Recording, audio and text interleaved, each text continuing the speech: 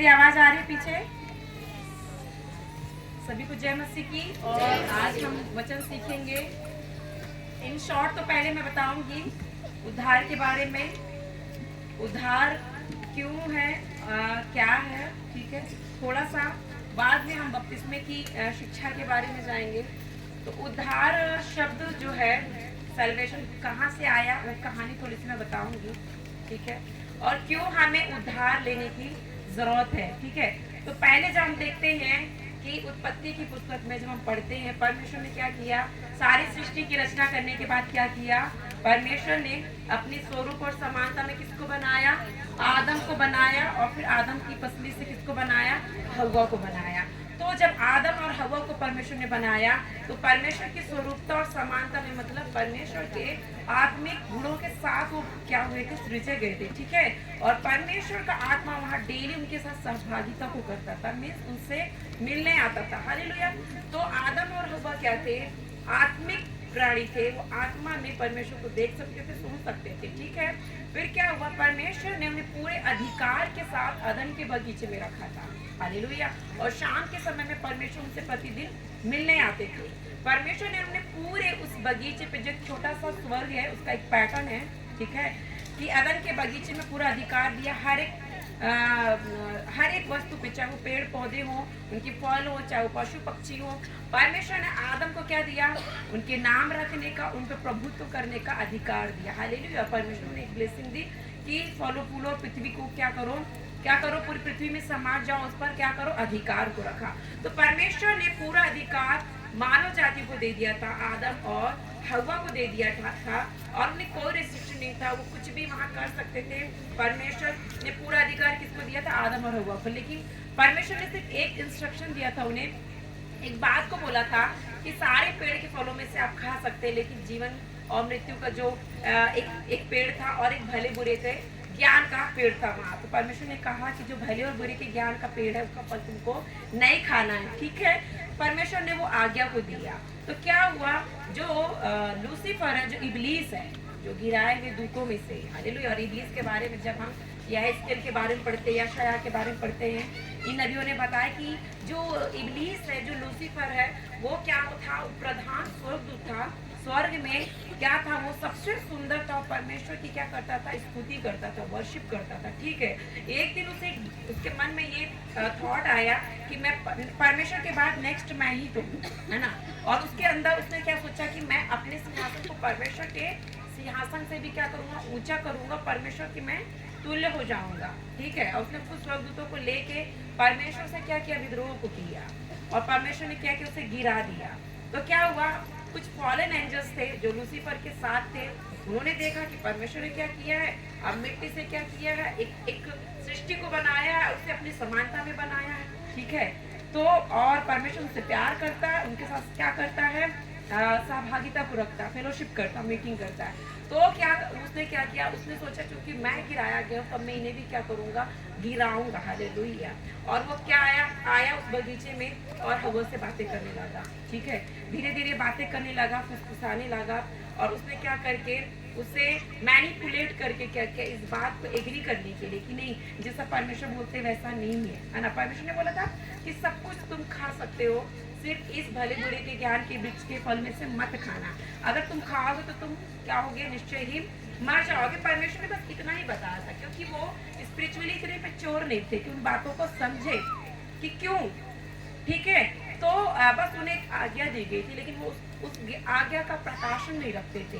तो क्या हुआ, यही होता है कि जब हम आज्ञाओं का प्रकाशन नहीं रखते तो क्या होते हैं, हम ठोकर खाते, ठीक है। और भरमाने वाला आके हमें क्या करता है, गिराने की कोशिश करता है, क्योंकि वो खुद क्या हुआ है, गिराया गया है परमेश्वर के स्वर्गीय राज्य से। तो उसने हवा से कहा नहीं नहीं, ऐसा नहीं है कि अगर तुम क्या करोगे, फल खाओगे तो तुम मर जाओगे, बल्कि अगर तुम फल खाओगे तो तुम्हारी क्या हो जाएंगी, आंखें खुल जाएंगी और तुम परमेश्वर के तुल्य हो जाओगे, और तुम क्या हो जाओगे, और ज्यादा बुद्धिमान हो जाओगे। हालेलुया। तो क्या हुआ, जब उसने ऐसा बोला और हवा ने उसको खा लिया, और उसने देखा कि खाने से तो मैं नहीं मरी, फिर उसने क्या किया, अपने पति को भी खिलाया और आदम ने भी खा लिया।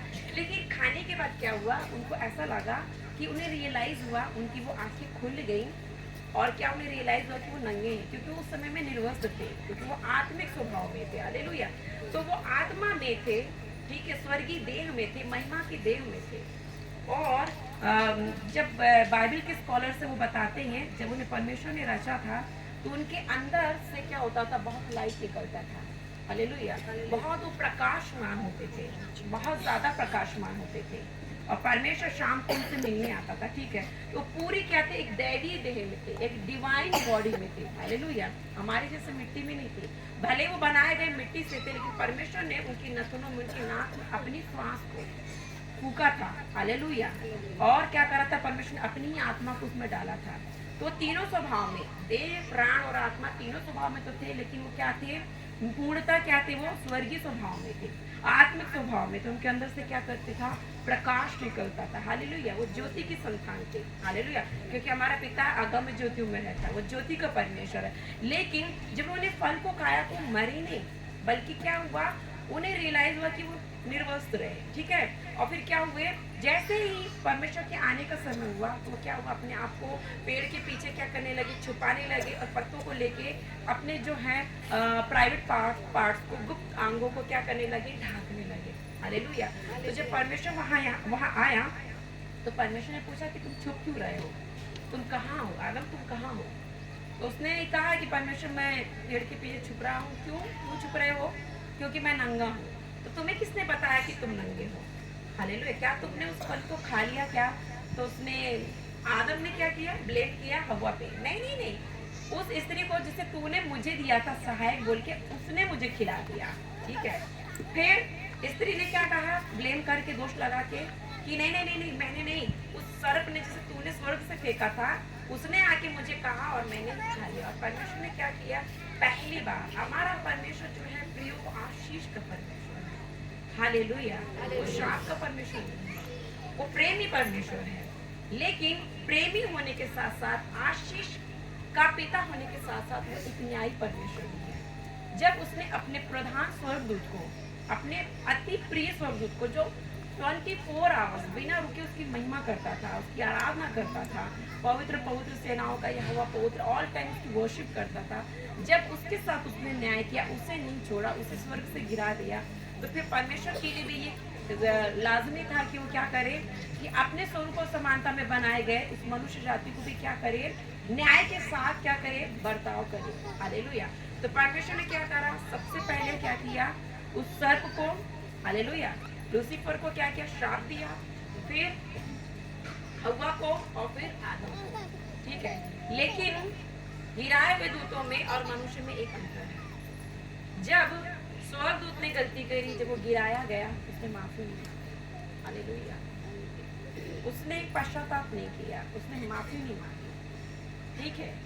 और गिरने के बाद भी वो पाप में गिरा, ठीक है। और आज तक वो क्या कर रहा है, विरोध ही कर रहा है, वो विरोध का आत्मा है। लेकिन जब आदम और हव्वा गिर गए तो क्या हुआ, उन्हें पश्चाताप आया, उन्होंने माफी मांगी परमेश्वर से। और परमेश्वर चूंकि उनसे बहुत प्यार करते थे, तो परमेश्वर ने खुद ही कहा कि क्या होगा, कि स्त्री के गर्भ से जो क्या होगा, पुत्र उत्पन्न होगा, स्त्री की बीज से, वो क्या करेगा, इस शैतान को कुछ लेगा। परमेश्वर ने इस भविष्यवाणी को वहाँ क्या करा, बोला, ठीक है। और परमेश्वर ने इससे बोला नहीं, परमेश्वर से बोलते नहीं बल्कि करके दिखाते। और परमेश्वर ने आने वाले भविष्य की एक छाया के रूप में क्या किया, एक छोटे से स्टेप को लिया। उसी समय परमेश्वर ने आदम के बगीचे में क्या किया, एक मेमने को लिया, उसे मारा, उसे बलि किया, ठीक है।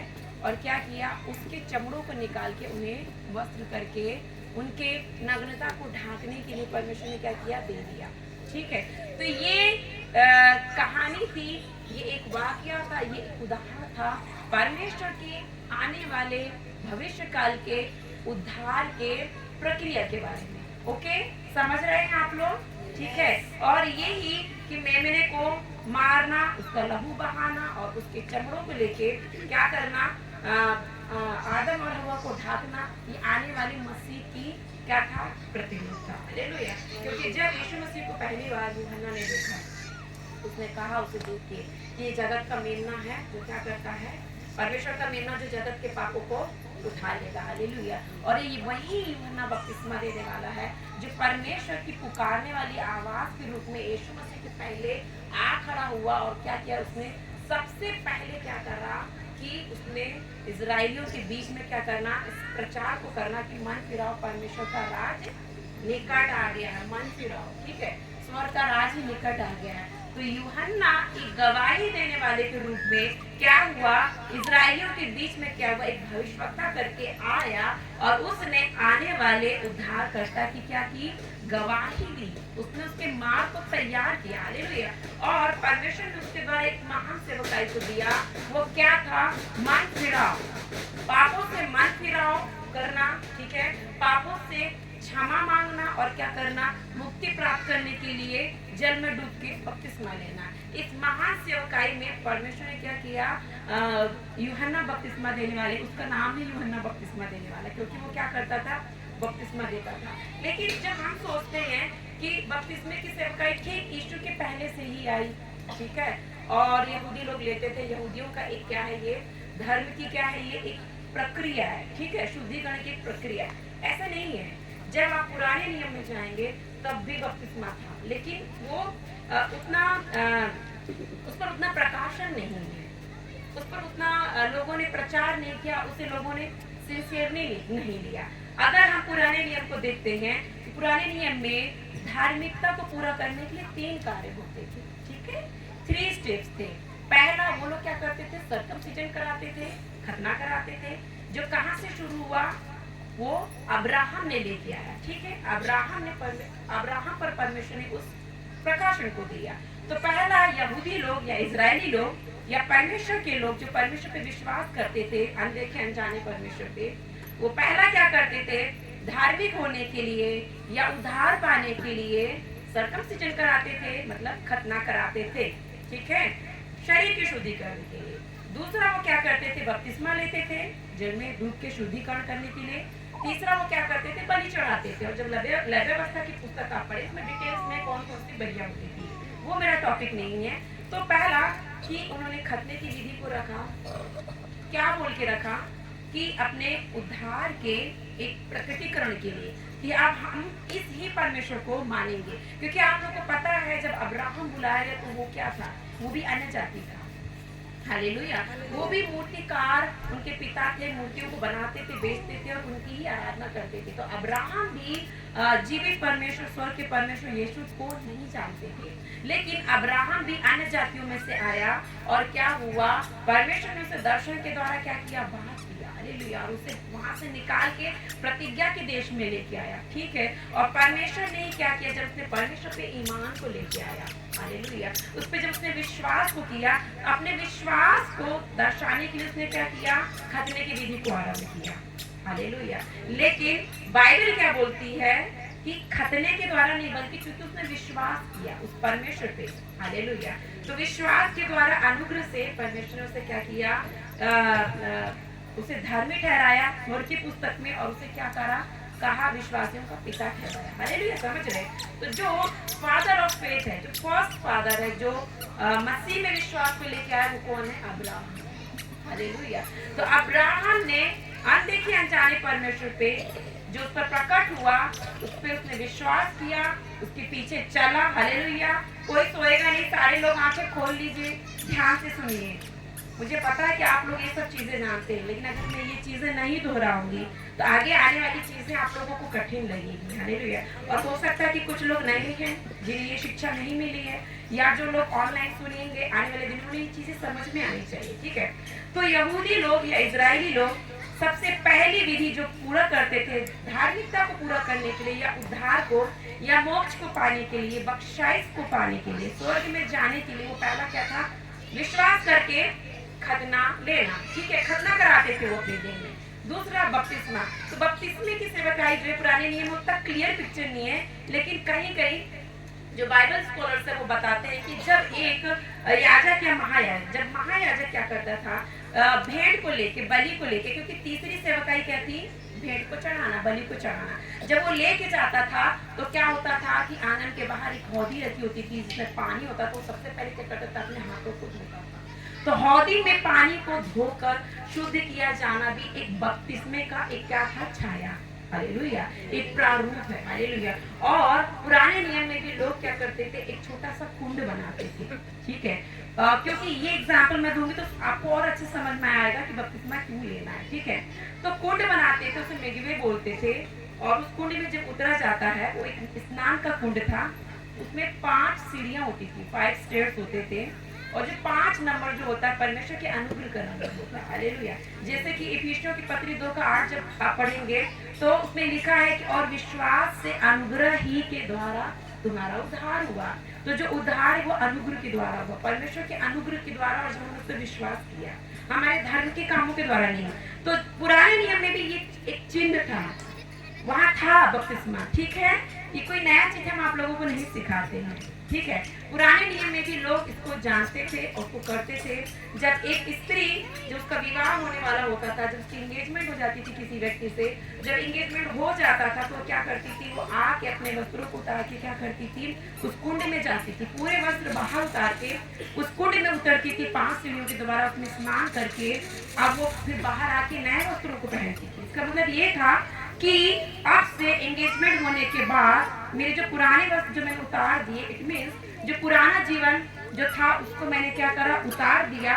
अब मैं नए वस्त्र या नए पहचान के साथ अब मैं बाहर आ रही हूँ। अब से मैं मेरे जो मंगेतर है, क्योंकि यहूदियों में डायरेक्ट मैरिज नहीं होता है, पहले क्या होता है, एंगेजमेंट होता है, फिर 1 ईयर का पीरियड गैप रहता है कि जो एंगेजमेंट हुआ है उसमें एक दूसरे को वो क्या करे, पवित्रताई के साथ, संयम के साथ प्रभु में क्या करे, अपने आप के उस जीवन को बिताए, और 1 साल तक अगर वो खरे पाए जाते हैं तो फिर उनका विवाह होता है, ठीक है।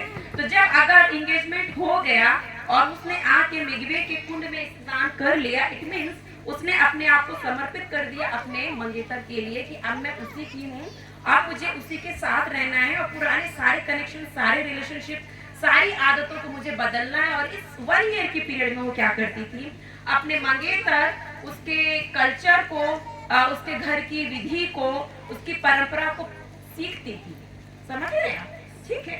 एंगेजमेंट और मैरिज के बीच का जो पीरियड होता है वो तैयारी का होता है कि जो दुल्हन है वो क्या करेगी, अपने दूल्हे के परिवार के बारे में, उसकी परंपरा के बारे में, उसकी रीति रिवाजों के बारे में अच्छे से सीखेगी, और फिर मैरिज के बाद क्या करेगी, वो वैसी ही जीवन को बिताएगी। अब उसकी पहचान उसके माँ बाप या उसकी पुरानी परंपरा या उसकी कल्चर नहीं है, बल्कि उसके पति की परंपराएं होंगी, ठीक है। तो मिगवे में वो क्या करती थी, मंगने के बाद लड़की, कुंवारी लड़की स्नान करती थी, अपने पुराने वस्त्रों को उतार देती थी, फिर नए वस्त्रों को धारण करती थी। इसका मतलब ये था कि ये कमिटमेंट था। क्या था ये? कमिटमेंट, ठीक है। कमिटमेंट था कि अब मैं क्या करूंगी, शादी के जोड़े को पहन रही हूँ, अब मैं शादी के बंधन में बन रही हूँ, अब मैं एक नए रिलेशनशिप में जा रही हूँ, तो अब मैं क्या हूँ, उसके साथ एक वाचा को बांधती हूँ कि अब मैं केवल उसी की ही रहूंगी या उसी की ही कहलाऊंगी, या उसके अनुसार, उसके साथ, उसकी सोच के अनुसार मैं जीवन को बिताऊंगी। समझ रहे आप लोग? तो ये पहला विधि खतना, दूसरा विधि बपतिस्मा, तीसरा जो है बलियों को चढ़ाना, हालेलुया। ये तीनों विधियां पहले से ही थी, लेकिन जब यूहन्ना बपतिस्मा देने वाला आया, ठीक है, और जैसा शमूएल भविष्यवक्ता कहता है, हालेलुया, कि जब पहला शमूएल 22 में आप पढ़ेंगे तो शमूएल में क्या बोलता है कि परमेश्वर जो है ऊँघ गया। एक समय में लोग खतना कराते थे, ठीक है, और क्या करते थे, कुंड में भी नहाते थे, शुद्धिकरण भी करते थे शरीर का, बलियां भी चढ़ाते थे, और अलग अलग बलि थी, पाप के लिए पाप बलि, आशीषों के लिए अन्न बलि, फिर होम बलि, समर्पण के लिए अलग अलग धूप बलि, ये बलि वो बलि।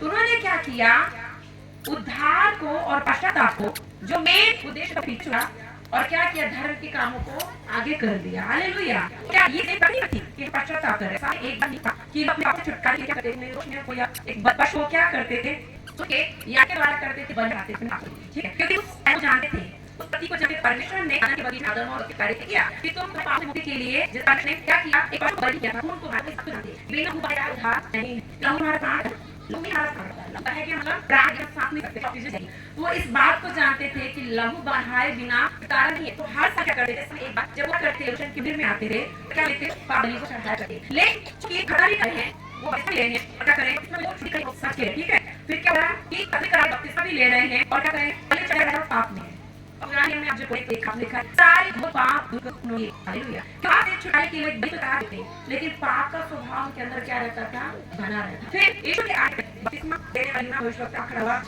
अपने आत्मा ने जोर से बोला मत आओ, तो कहा ये योसेफ फिर आओ, क्योंकि परमेश्वर को तुम धर्म के कामों से प्राप्त नहीं कर सकते, परमेश्वर के उद्धार को तुम धर्म के काम में प्राप्त नहीं करते। परमेश्वर क्या है, परमेश्वर को नहीं चाहिए ये आज मेरी वीडियो से तो प्राप्त नहीं कर सकते, क्योंकि परमेश्वर को उनका चाहिए। तो वो बोलने लगा कि फिर अपने सारे काम से, और जब उसने बचा आत्मा क्या वो घर क्या करने लगे, आपके अंदर नहीं वो क्या करने लगे, पानी का बपतिस्मा ले लगे, बपतिस्मा ले लगे। हालेलुया। तो पानी का बपतिस्मा है जो तो है भैया क्रिकेट एक बात नहीं है, क्योंकि अगर आपने शिक्षा नहीं लिया, राशन नहीं लिया, और अगर आप किसी चीज को सही रहेगा फिर काम आगे करेंगे तो जो प्रतिफल आपको मिल रहा है वो उतना हो पाएगा। समझिए क्या है, ठीक है। तो जब बिना बपतिस्मा देने वाला आया तो उसने बपतिस्मे की विधि को क्या किया, सबसे पहले को किया किसके बाद मिला होता है। तो जाके बीच में पाप कली भी बलि दे रहा ये दे रहा उसके पंचमाते ऐसा नहीं, आप पापों की मत फिरा। और उसमें ऐसा होता फरीसी सदूकी शास्त्र लिखा है उठाने की आदत वो लोग भी स्टार्ट करेंगे, क्योंकि उन्हें पता है कोई नहीं ये तो आई रही ना कल्पना अब इसमें लेना ही छुटकारे के लिए पाप के लिए, तो उसके पास आ गया। लेकिन प्रॉफिट था है तो जानता था कि इन्होंने क्या किया, मन में अपने पश्चाताप हो गए, पूरे अपने पुराने सब के लिए माफी मांगी है, बड़े नहीं हालेलुया। तो क्या तो उसने बपतिस्मा नहीं दिया, लेकिन जो लोग उसके अच्छा सुनेंगे एक तो मेरा भाई आया कि अब तक हमने पुराने हिसाब से बिता लिया, ये बुरा आने वाला है, न्याय का समय आने वाला है, क्योंकि पहले के वक्त ये को समाप्त कर दिया था ना नूह के समय में। तो उस प्रचार को सुन के भय आया कि परमेश्वर का आगमन निकट, मसीहा क्या जाएगा, कभी भी अंत तक हम कहां जाएंगे, मसीहा और पापों क्षमा मांगी क्या क्या रुका बपतिस्मा लिया, ठीक है। एक बार समय था आगे को था मैं बताती हूं ना बपतिस्मा लिया पानी पक्ष मौलाना फिर आपको बपतिस्मा लिया इसके भी आया यीशु मसीह ने भी उसे बोला कि मुझे बपतिस्मा चाहिए, लेकिन मैंने बपतिस्मा लिया क्योंकि मां से आत्मा से क्या हुआ शुरू पहले यही परमेश्वर का बिना है, यही मसीह है, मसीहा है, हालेलुया। यही वर्ष का और उसने कहा प्रभु मैं आपको समझता हूं, ठीक है, आपको नहीं बहुत बचेगा कि मैं आपको कैसे सकता हूं, बल्कि मुझे तो आपसे नहीं जरूरत है, क्योंकि मैं लोग जल्द से खड़े हूं, आप दोनों तुमसे बड़े हैं और मैं आपके पैर इतनी ठारी के लोग नहीं, क्योंकि आप दो आत्मा और क्या करेंगे आग से बपतिस्मा देंगे।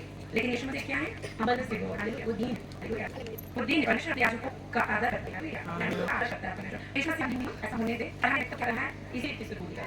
तो जब बात बपतिस्मा लेने की आती है फिर बहुत सारी की बात लोग कहते हैं बपतिस्मा क्यों लेना, ट्रेडिशनल चर्चेज में ऐसा कि लोगों को छाट को लेना है, ठीक है, कि बचपन में छेड़ा वो अपना, ठीक है, तो बचपन छेड़ा दिया या अन्य किसी ने ऐसा नहीं, शॉर्टकट नहीं। यीशु मसीह आए क्या किया, बिना बपतिस्मा देने वाले से डूबा बपतिस्मा लिया, और नदी भी करते मिलवे में क्या करते थे डुबकी लगाते थे, यरदन नदी में क्या करते थे डुबकी लगाते, कैसे डुबकी आगे लोग ऐसा बोलते हैं इतना भी करेंगे इसलिए क्या डुबकी लगाएंगे, हालेलुया। फिर तो उन्हें बहुत कंफर्टेबल लगता है, हालेलुया, तो उसे तो हुआ, ठीक है। तो ऐसा बार क्या करते हैं, लेकिन आज क्या करते हैं सुबह 5 बजे फिर करती है जब उन्होंने प्रतिदिन प्रोफेसर लाइफ में मत कर रहे हैं सिर से लेकर शुद्धिकरण करती है ना, कि पता बात होती है हमारे में मुस्लिम समाज में शरीर के शुद्धिकरण को बहुत देर तक शुद्धिकरण आप नहीं कर सकते, आप कर आपको नहीं कर सकते, ठीक है। मैं खुद भी करती सिर्फ हमें तय करेंगे सभी लोगों को बपतिस्मा डूब के लेने के लिए बोलो तो उन्हें क्या होता है, बहुत ज्यादा प्रॉब्लम होती है, उन्हें लगता है क्या छिड़क दो बस, पानी तो छिड़कना है बोल के, ठीक है, ऐसा नहीं है, ठीक है। जो विधि है जैसा यीशु मसीह ने कहा किया है और जैसा उन्होंने रास्ता दिखाया वैसा ही हमें करना है, ठीक है। यीशु मसीह ने यूहन्ना की अगुवाई दी, उसकी गवाही दी कि वो मेरी ओर से आया है, ठीक है। यीशु मसीह ने यूहन्ना की गवाही दी और यूहन्ना ने क्या करा, मसीहा की गवाही दी, और हमें इसी रीति से। तो बपतिस्मा क्या है, बपतिस्मा धर्म की कोई विधि भी नहीं है, ठीक है, मैं क्लियर कर रही हूँ, कोई रीति रिवाज भी नहीं है, कोई फोर्स नहीं है, कोई धर्म परिवर्तन नहीं है। जहाँ कहीं भी बपतिस्मे की सेवकाई होती है लोग सोचते हैं कि धर्मांतरण हो रहा है, पैसे दिए होंगे, ठीक है, ऐसा कुछ भी नहीं है। और पैसे लेके और आप बपतिस्मा ले रहे हैं तो आपने धार्मिकता को पूरा नहीं किया, ठीक है। तो बपतिस्मे की सेवकाई को लोग बोलते हैं धर्मांतरण, ये कोई धर्मांतरण नहीं है, धर्म का परिवर्तन नहीं। देखिए मेरा नाम शकीला है, मेरे बेटे का नाम रेयान है, मैं एक मुस्लिम परिवार से आई, मैंने भी बपतिस्मा लिया है जल का, और मैंने मुस्लिम व्यक्ति से ही शादी कर ली है, और मैं मुस्लिम समाज में ही उठती बैठती हूँ, आज भी मेरे परिवार से मेरा कनेक्शन है, मेरा कोई धर्म परिवर्तन नहीं हुआ। लेकिन ये क्या है, मन का परिवर्तन और जीवन का परिवर्तन, एक नए जीवन में प्रवेश करना है, हालेलुया। कोई धर्म का परिवर्तन नहीं होता। हाँ, कुछ लोगों को पहले ज्ञान नहीं था, लोगों को लगता था कि अब हम पहले ये थे, अब हम इसमें आ रहे हैं तो हमको हमारा नाम भी बदलना पड़ेगा, तो लोगों ने नाम बदल लिया। परमेश्वर धन्यवाद हो, मैं ऐसी किसी गलत शिक्षक के पास नहीं गई और ऐसी गलत शिक्षा हमने पाई भी नहीं। ठीक है, जब हमारा बपतिस्मा हुआ तो हमने नाम नहीं बदला, क्योंकि पता था जो चीज बदलनी थी वो तो बदल गई। अंदर से जो गड़बड़ था, जो बदलना था वो बदल गया। नाम बदलने से कुछ नहीं होता। हालेलुया। अगर परमेश्वर को मसीह परिवार में मुझे जन्म देना था और मसीह नाम के साथ ही पैदा करना, तो परमेश्वर मुझे वही पैदा करता है। लेकिन परमेश्वर ने मुझे मुस्लिम के बीच में एक प्रकाश की तरह, एक ज्योति की संतान बना के ठहराया। हालेलुया। उस नाम को दिया। परमेश्वर ने माँ के गर्भ में रचने से पहले क्या किया? मेरा नाम लेके बुलाया। तो परमेश्वर ने शकीला नाम से ही बुलाया है, तो शकीला बदलने की जरूरत नहीं है। लेकिन एक दिन मैंने परमेश्वर से पूछा, प्रभु मेरा आत्मिक नाम क्या होगा? क्योंकि बपतिस्मे के बाद सभी लोग एक आत्मिक नाम को मांगते हैं अपने मुंह से, और मुझे पता होल स्पिरिट ने क्या बताया, शबकत नूना एक नाम दिया। और मैंने पूछा इसका क्या, वो मेरे नाम से मिलता ही है, शबकत नूना। मैंने पूछा इसका क्या अर्थ है, तो होल स्पिरिट ने मुझे बताया मेरे अनुग्रह से उत्पन्न हुआ, जो मेरे अनुग्रह से। तो शकीला बदल के मुझे मैरी, एंजल, एस्थर, रूथ ऐसा कुछ रखने की जरूरत नहीं है, क्योंकि मेरे पिता ने मेरी माँ के गर्भ में रचने से पहले मुझे शकीला नाम से ही अभिषेक दिया। हालेलुया। लेकिन मेरे मन में एक जिज्ञासा थी कि परमेश्वर सब लोग आत्मिक नाम रखते हैं नए जन्म के बाद, तो क्या आपने मेरा कुछ नाम रखा? होली स्पिरिट ने मुझे एक नेम भी दिया। हालेलुया। जिस नाम से वो मुझे जानता है, जिस नाम से हेवन मुझे जानता है। तो बपतिस्मा लेने के बाद कि धर्म परिवर्तन हो गया है, नाम परिवर्तन करना जरूरी है, ऐसा कुछ भी नहीं है।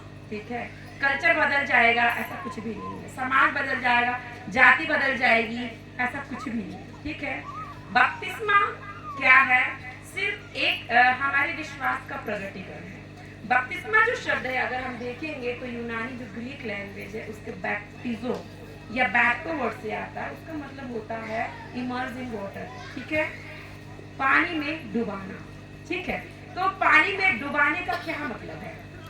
इसका शाब्दिक क्या अर्थ होता है? पानी में डुबाना। और कई लोग यही तर्क करते, पानी में डुबाने की आदत छिड़क दो। और बचपन में बच्चों को ले जाके क्या करते, जब बच्चों का डेडिकेशन होता है तो छिड़काव की विधि को करके ले आते हैं, और बच्चा क्या है, ना तो मसीह को जानता है, ना उद्धार की प्रक्रिया को जानता है। वो जीवन भर क्या रहता है? भोग विलास में और पाप में पड़ा रहता है। हालेलुया। वो ये प्रार्थना तो करता है, अंगीकार तो करता है, यीशु मेरा उद्धार करता है, लेकिन वो उस उद्धार के अनुभव को नहीं जानता। तो हमें सिर्फ ये बोलना नहीं कि यीशु मेरा उद्धार करता है, लेकिन हमें उसे एक्सपीरियंस करना है। जैसे मैं कह सकती हूँ कि मैं उद्धार पाई हूँ व्यक्ति, मेरा नाम जो स्वर्ग में लिखा हुआ। हालेलुया। जब मैं मरूंगी तो मरने के बाद मैं स्वर्ग में जाऊँ, मैं कह सकती हूँ। कैसे? क्योंकि मैंने उस एक्सपीरियंस को पाया है। हालेलुया। तो सिर्फ बचपन में माता पिता ने छिड़क दिया था और बपतिस्मा हो गया बोल के और आप उद्धार पा गए, ऐसा नहीं है। बल्कि आपको जब आप एडल्ट हैं, आप समझदार हैं, आप परिपक्व हैं, आप मैच्योर हैं, अपने भले बुरे का ज्ञान रखते हैं और अपनी सूझबूझ से, अपने व्यक्तिगत डेडिकेशन के द्वारा, व्यक्तिगत समर्पण के द्वारा आपको यीशु का क्या करना पड़ता है? उसे अपना व्यक्तिगत उद्धारकर्ता बोल के ग्रहण करना होता है और पाप क्षमा के लिए प्रार्थना करके और इस विधि को पूरा करना होता है और डूब के ही बपतिस्मा लेना होता है। तो बैप्टाइज्म मींस ये होता है कि इमर्ज इन वाटर, पानी में डुबाना। और यीशु मसीह ने भी क्या हुआ? यरदन नदी में डूब के बपतिस्मा लिया। क्योंकि जब आप मत्ती 3:15 पढ़ेंगे तो वहाँ ये लिखा है कि जब यीशु क्या हुआ? पानी में से बाहर आया। हालेलुया। तब परमेश्वर का आत्मा क्या हुआ? कबूतर की नैज पे उतर आया। हालेलुया। तो यीशु ने भी डूब कर बपतिस्मा लिया। तो जितने लोगों ने बचपन में जो एक विधि हुई थी, और अगर आपने इस एक्सपीरियंस को नहीं लिया है तो आप लोगों को लेने की जरूरत। कई लोग विवाद करते कि प्रभु एक ही है, आत्मा एक ही है और बपतिस्मा भी एक ही है, एक ही बार बपतिस्मा होता है तो दोबारा क्यों लेना? ऐसा करके कई लोग तर्क वितर्क करते हैं। ठीक है, हाँ ये बात सही है, परमेश्वर एक ही है, आत्मा भी एक ही है, ठीक है, और बपतिस्मा भी एक ही होता है और एक ही बार होता है। लेकिन वो कैसे होना चाहिए? पाप क्षमा की प्रार्थना के द्वारा, उद्धारकर्ता के अंगीकार के बाद डूब के बपतिस्मा होना चाहिए।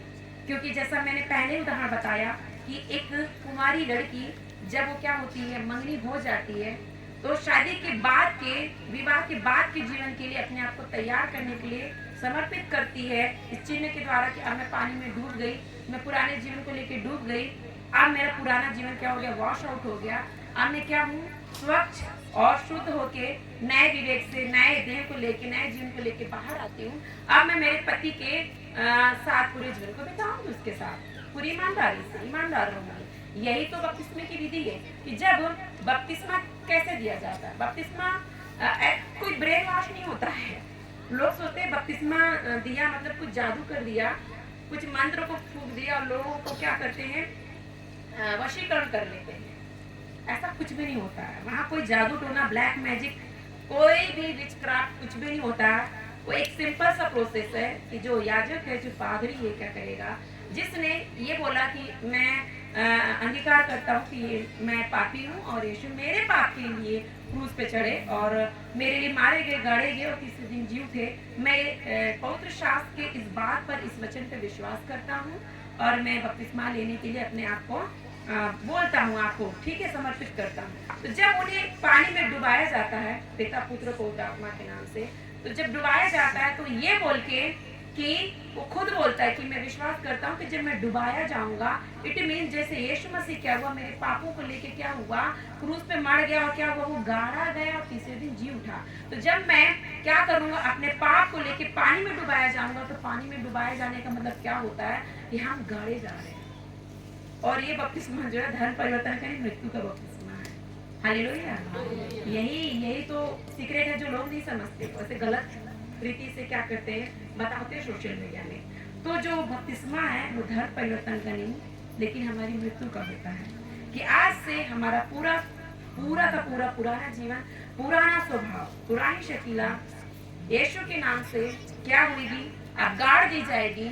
और जब पानी से वापस बाहर आएगी तो उस यीशु को जिसे पिता ने क्या किया, अपनी आत्मा के द्वारा मुर्दों में से जिलाया। हालेलुया। ठीक है, पुनरुत्थान की देन।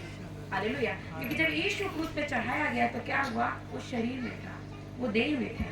हालेलुया। और जब गाड़ा गया तो वो देह में था, लेकिन जब वो जी उठा तो क्या था, वो आत्मा में था। तो जब हम पानी में डुबोए जाते हैं तो हम देह में डुबोए जाते हैं और हम देह में गाड़े जा रहे हैं, लेकिन जब हम बाहर आते हैं तो हम आत्मा में जी उठते हैं। हालेलुया। तो उस टाइम पे कोई ब्लैक मैजिक, कोई मैनिपुलेशन नहीं होता है, ठीक है, कोई वशीकरण नहीं होता, कुछ नहीं होता है।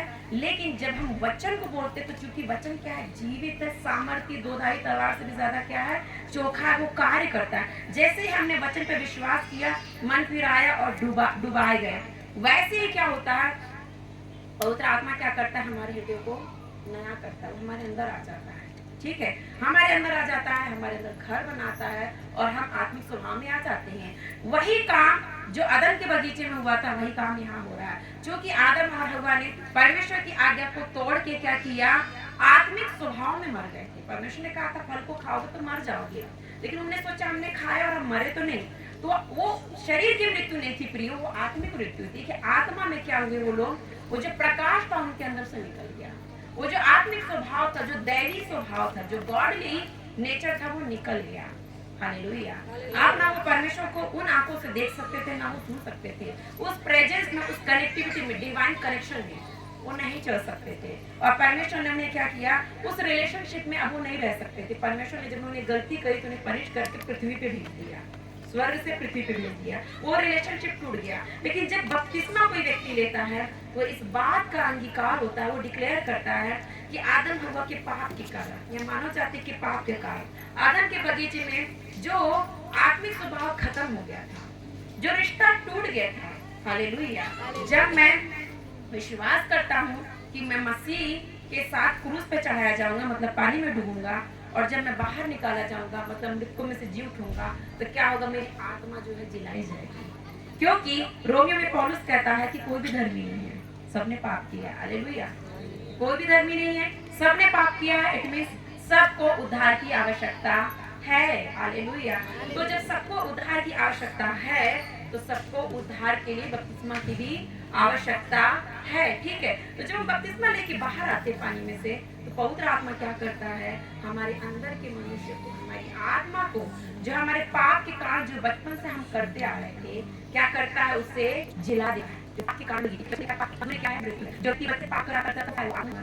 ठीक है, लेकिन जब हम के साथ होते हैं पानी वाला मतलब हम जमीन पे हमने हम आपको पेट बताया, ये हमारे पाप नहीं, ये हमारे साथ पापों ने क्या दांत चुका है, हमारे पाप नहीं वो हर शाम के खाने के लिए आती है वो जब पिता ने अपने उसने अपने बगीचे में मेरे को लोग को बांध के क्या किया आप लोगों की अन्यता को दूर करने के लिए ढक दिया पहन दिया हालेलुया ताकि हमारे सामने अपना न देखे तो यही तो होता है जब हम बपतिस्मा लेते हैं तो क्या होता है हम मसीह में बपतिस्मा लेते हैं हम मसीह का बपतिस्मा लेते हैं हालेलुया मसीह में क्या करें हम इतना में पानी में एक हमने निकाला कि मेरे पाप के लिए यीशु क्रूस पे और तो सहा मारा गया गाड़ा के तीसरे दिन उठा हालेलुया और स्वर्ग में गया तो आज आपके क्या हो गया हूं मैं मार चुका हूं मैं मसीह में जीवन के उठा तो मसीह में डूब जाते मसीह में डूब जाते हैं कि में डूब जाते हैं उसको पुनरुत्थान लेना उठते भी हैं हालेलुया और आके हम स्वभाव को उस मारे हुए विवेक को जो हमने ज्ञान करती थी हम पाप से बाहर था हम संसार कामों को करके अच्छा लगता था खुश रहती हालेलुया फिर मैं बोले प्रयास करता हूं पहले सारे काम करने चलते क्रोध भी चलते हम दाई होते दाई करते सारे घृणित काम जो परमेश्वर के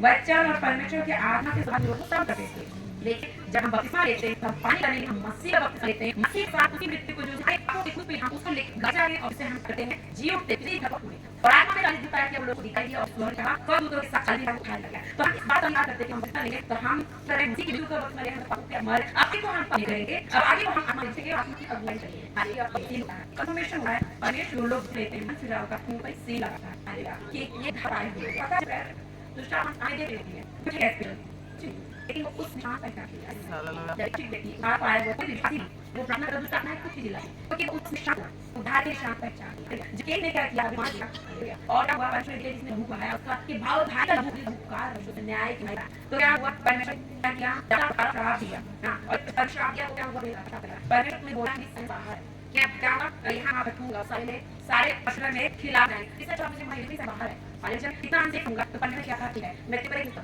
तो परमेश्वर ने क्यों से फिरा यहाँ तक किया है पाप तो किया लेकिन वो भी मान के परमेश्वर पर एक चिन्ह है उसको हम पहचान दे और यही वजह थी कि जब कैन भटकता था तो क्या हुआ उसे किसी भी पत्नी नहीं मिली हालेलुया परमेश्वर से इरशाद किया परमेश्वर मुझ पे आ गया मैं मैंने विवाह करूं और कई लोग बोले कि वो नाम हो गया तो उन्होंने बोला कि जब बताओ कि भोजन खाया करो जे बुलाए वो नहीं किया लाए फिर परमेश्वर से बात करने लगे ये हुआ अरे यार परमेश्वर को गुस्सा अपने घर से आ जाएगा कि क्या आपको जो मैंने सब बोला तो उसको क्या बोले और आया तो अपने काम का दिमाग की वस्तु में आएगा जिसको समझना जरूरी है क्या हुआ कि वो बस उस आईडी को लेके आया तो वो आईडी क्योंकि ये पहचान है तो उस वस्तु को लेके आया उस मार्क को लेके आया उस आईडी को लेके आया था ये भी मंदिर है तो क्या होगा राजा ने अपना नीचे क्या करो जाके मंदिर में डाल दिया तो रानी नाम राज मनुष्य इतना कॉन्शियस है कि जब मैंने होता गया तो मैंने बेस्ट को तुमने बेस्ट को लिया तो मैं एंट्री ली ठीक है तो कैसे क्या होगा लगे और ज्यादा कॉन्शियस है बिना उस वक्त धारी बिना उस आइडिया तो मैं प्रवेश नहीं कर सकती जैसे परमेश्वर ने अदम के बगीचे में मेमने को मार के उसे चौड़ा कर रहा पांच लोगों को पहना दिया जब हम बसा लेते हैं बाहर कर देंगे और जब हम लगा के बाहर आते हैं तो हम अस्सी वक्त में लेकर मसीह को क्या करता है पता है बाइबल हम अपने मसीह की तारीफ कर जाएंगे जो कि हमारी हमने आप हमारे बलि किया हमारी नाजरता दूर करनी है हमारे अकाल के दूर करनी है तो रेखा की परमेश्वर से टूट गया था जो डील कष्ट टूट गया होता उसको फिर दौड़ के लिया आपने को किया और जब हम बपतिस्मा ले बाहर आते हैं तो हम मसीह को पहनते हैं हालेलुया ऊपर तो पहनने धार्मिकता क्योंकि परमेश्वर की दृष्टि कोई दृष्टि नहीं क्यों किए तो वो निष्पाप निर्दोष था उसने पृथ्वी पर मानव की दशा भी परमेश्वर की कबूल रखी वचन में चला हालेलुया वो कब के है उसने ये बाहर आज परमेश्वर ने कहा ये मेरे पुत्र इससे मैं संत हूं हालेलुया तो जब हम बपतिस्मा लेके बाहर आते हैं तो वो एक ऐसा प्रतीक है अधिकार है हम मसीह में बाहर आए हैं अब हमने मसीह को पहन लिया है हम परमेश्वर की सत्ता के समय को देखेंगे हालेलुया और हम क्या करते हैं जो हमारा रिश्ता पिता से टूटा हुआ होता है तो बपतिस्मा जो है नहीं है कोई प्रारंभिक प्रक्रिया नहीं है ये डिवाइन प्लान परमेश्वर का जो परमेश्वर ने आदम के बगीचे में किया आदम और हव्वा मतलब मानव जाति के उद्धार के लिए समस्त मानव जाति के उद्धार के लिए उन्होंने पाप किया वो आत्मा में गिर गए और क्या हुआ उन्होंने उस दैवी स्वभाव को खो दिया उस डिवाइन कनेक्शन को स्पिरिचुअल कनेक्शन को खो दिया पवित्र आत्मा से ठीक है और यही वजह है कि उनकी ब्लड में से वो पाप का स्वभाव सबके अंदर जाता है कल भी आप लोग देख रहे थे पूर्वजों का श्राप पूर्वजों के स्वभाव जो हमारे अंदर कार्य करते आप उसके लिए पाप क्षमा कर रहे थे क्यों हमारे अंदर काम करते हैं बचपन से बच्चे को तो कोई नहीं सिखाता होगा कि झूठ बोलो लेकिन बच्चा अपने आप झूठ बोलने लगता है अपने आप चीटिंग करके आता है अपने आप पकड़ने आ जाता है पेरेंट्स को पता चलता है कि बच्चा चीटिंग कर रहा था टीचर ने बताया तो पेरेंट्स भी सोचते हैं कि बच्चे को तो हमने चीटिंग सिखाया नहीं कहाँ से सीखा टीचर भी सोचता हमने तो चीटिंग नहीं इसको चीटिंग करना नहीं सिखाया कहाँ से सीखा क्यों क्योंकि उसको स्वभाव में क्या हो गया पाप का प्रभुत्व हो गया आदम के बगीचे में सारा अधिकार परमेश्वर ने आदम और हव्वा को दिया था, स्वेच्छा का अधिकार, विल पावर था कि वो जो चाहते वो हो जाता था, जो बोलते थे वो हो जाता था, जो सोचते थे वही वो करते थे। परमेश्वर ने उन्हें दासत्व का अधिकार दे दिया था, दासत्व का आत्मा नहीं दिया था, उन्हें स्वामित्व का अधिकार दिया था। ठीक है, वो आदम के बगीचे के छोटे स्वर के क्या थे? मालिक थे। परमेश्वर ने उन्हें पूरी स्वतंत्रता से रहने का अधिकार दिया था। परमेश्वर जो है हमें अधीनता में नहीं रखता, स्वतंत्रता में रखता है। हालेलुया। लेकिन उसका उन्होंने गलत उपयोग किया और क्या किया? पाप करने में अपनी स्वेच्छा का क्या किया? उपयोग किया। तो कई लोग पूछते हैं, अरे भाई उन्होंने गलती करी तो हमको क्यों सजा देते? और परमेश्वर जब वहां थे और देख रहे थे कि आदम और एप्पल खा रहे तो रोका क्यों नहीं? तो परमेश्वर क्यों रोकेगा? परमेश्वर ने स्वर्ग बनाया, आदम के बगीचे को, आदम और हव्वा बनाया, उसमें उसको रख दिया, उन्हें पूरा अधिकार दे दिया और वो छोटे गॉड जैसे ही थे।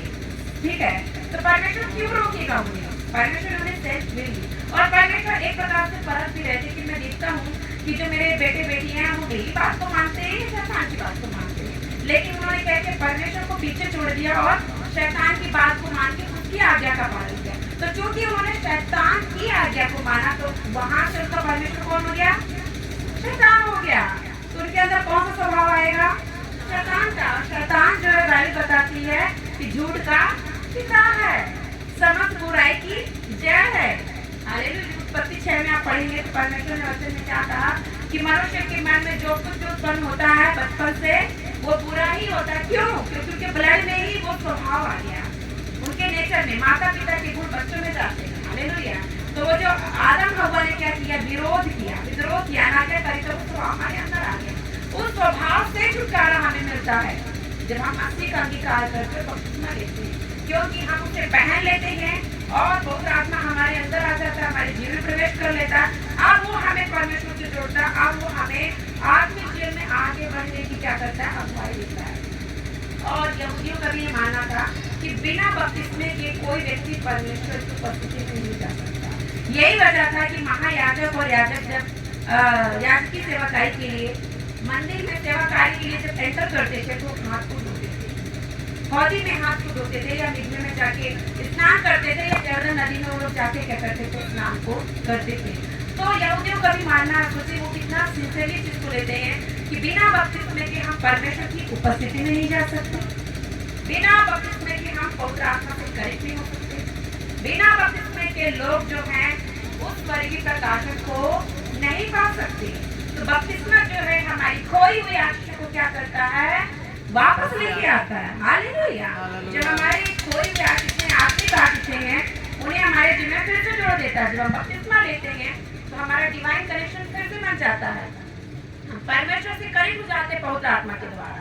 अब हम परमेश्वर को सुन सकते हैं, परमेश्वर को देख सकते हैं, उसकी उपस्थिति में हम चल सकते हैं, अब हम उसकी सेवा कर सकते हैं। हालेलुया।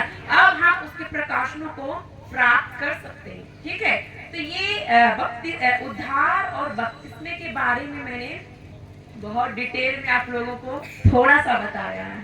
हालेलुया। क्योंकि आत्मिक ज्ञान ऐसा है, बाइबल ऐसा जितना सीखेंगे कम होता है। ठीक है, तो ये था बपतिस्मा, मतलब डुबाया जाना।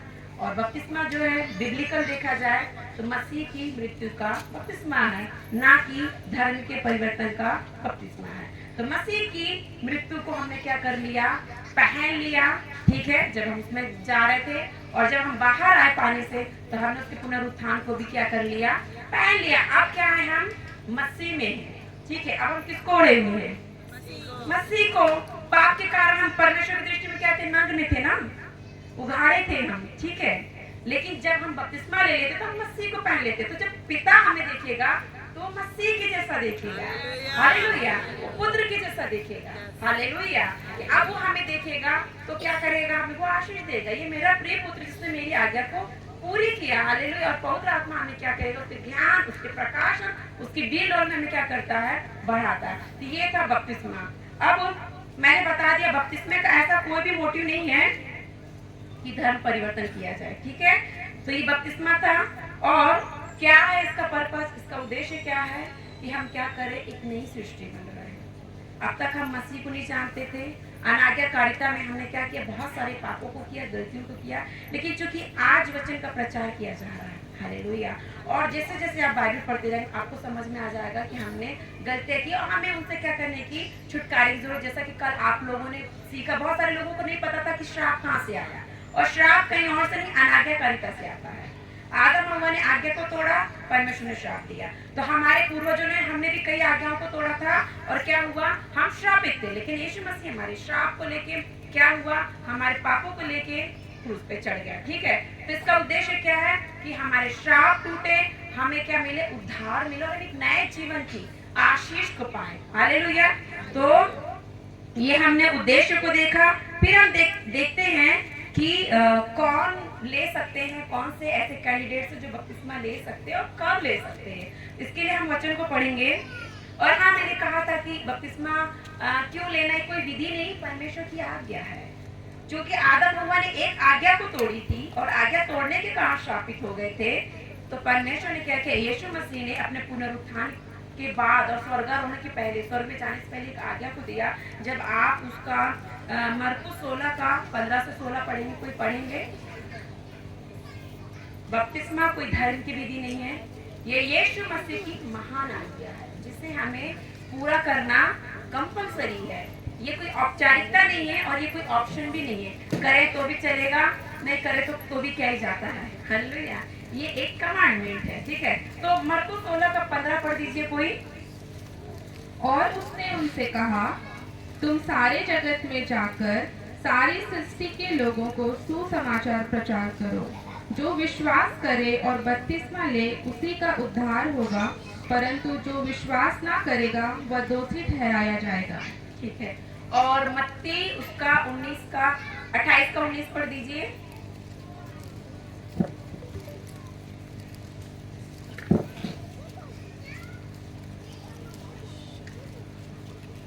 यीशु ने उनसे कहा, मैं तुमसे सच कहता हूँ कि नई सृष्टि में जब मनुष्य का पुत्र अपनी महिमा के सिंहासन पर बैठेगा, तो तुम भी जो मेरे पीछे हो लिए हो,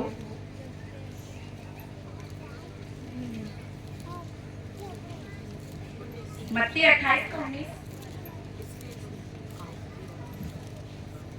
इसलिए तुम जाओ, सब जातियों के लोगों को चेला बनाओ और उन्हें पिता और पुत्र और पवित्र आत्मा के नाम से बपतिस्मा दो, और उन्हें सब बातें जो मैंने तुम्हें आज्ञा दी है मानना, और एक सदा तुम्हारे साथ। हमने कहा कि यीशु मसीह पे विश्वास करें, यीशु मसीह का आपके मारा गया है, रीजन की बात अब जब पाप में ये नहीं मेरी ऑलरेडी क्या है, मुझे चाहिए हर तक जीना है, तो शायद बपतिस्मा लेने वही कर पाएगा। और इसने क्या हमें दिया कि जब इसी चारों लोगों को पुत्र को नाम इसमें मेरी बात नहीं ना, ठीक है, तो बपतिस्मा जो फॉर्मेलिटी नहीं, ऑप्शन कोई चुन ली है कि करना को प्रसन्न करने की हर वो, बट ये परमेश्वर की महान आज्ञा है और परमेश्वर की महान आज्ञा हमें हमारे जीवन पूरा करनी है और जो करते तो हम आपको पाते। ठीक है, तो बपतिस्मा जो है एक विधि नहीं बल्कि यीशु की आज्ञा है और पिता की इच्छा है। हालेलुया, हम देखा क्या है और करना क्या उद्देश्य है कि हम देखेंगे कि बपतिस्मा कौन ले सकता है, कौन है कैंडिडेट। जैसे मैंने कहा था पिता ट्रेडिशनल हैं, तो क्या करें, बच्चे जब प्रेडिकेट करके समर्पित करते हैं प्रश्न हाथों में, तो क्या करते हैं, छिड़काव का अपना विवाह देते हैं पादरी से, वो बपतिस्मा का नहीं है। ठीक है, कभी बच्चों को या जवान से जो व्यक्ति क्या है सिर में समझ को नहीं रखा, ठीक है, ये आपको दूसरा से रसिक व्यक्ति है, उससे बपतिस्मा नहीं, ठीक है, समझ रहे हैं आप लोग। तो बपतिस्मा कब देना है, जब एक में एजुकेशन से किस साल पौराणिक की डील में बच्चा सीखता है, वो ये प्रभु देती है, उसने पूरा शिक्षा दी, मसीह ने नहीं लिखा, यीशु मसीह ने 30 साल के बारे में कितना मिटो रहे। फिर ये बात है, तो जो व्यक्ति जो जवान जो सच को रखता है उसे पता है कि इतने साल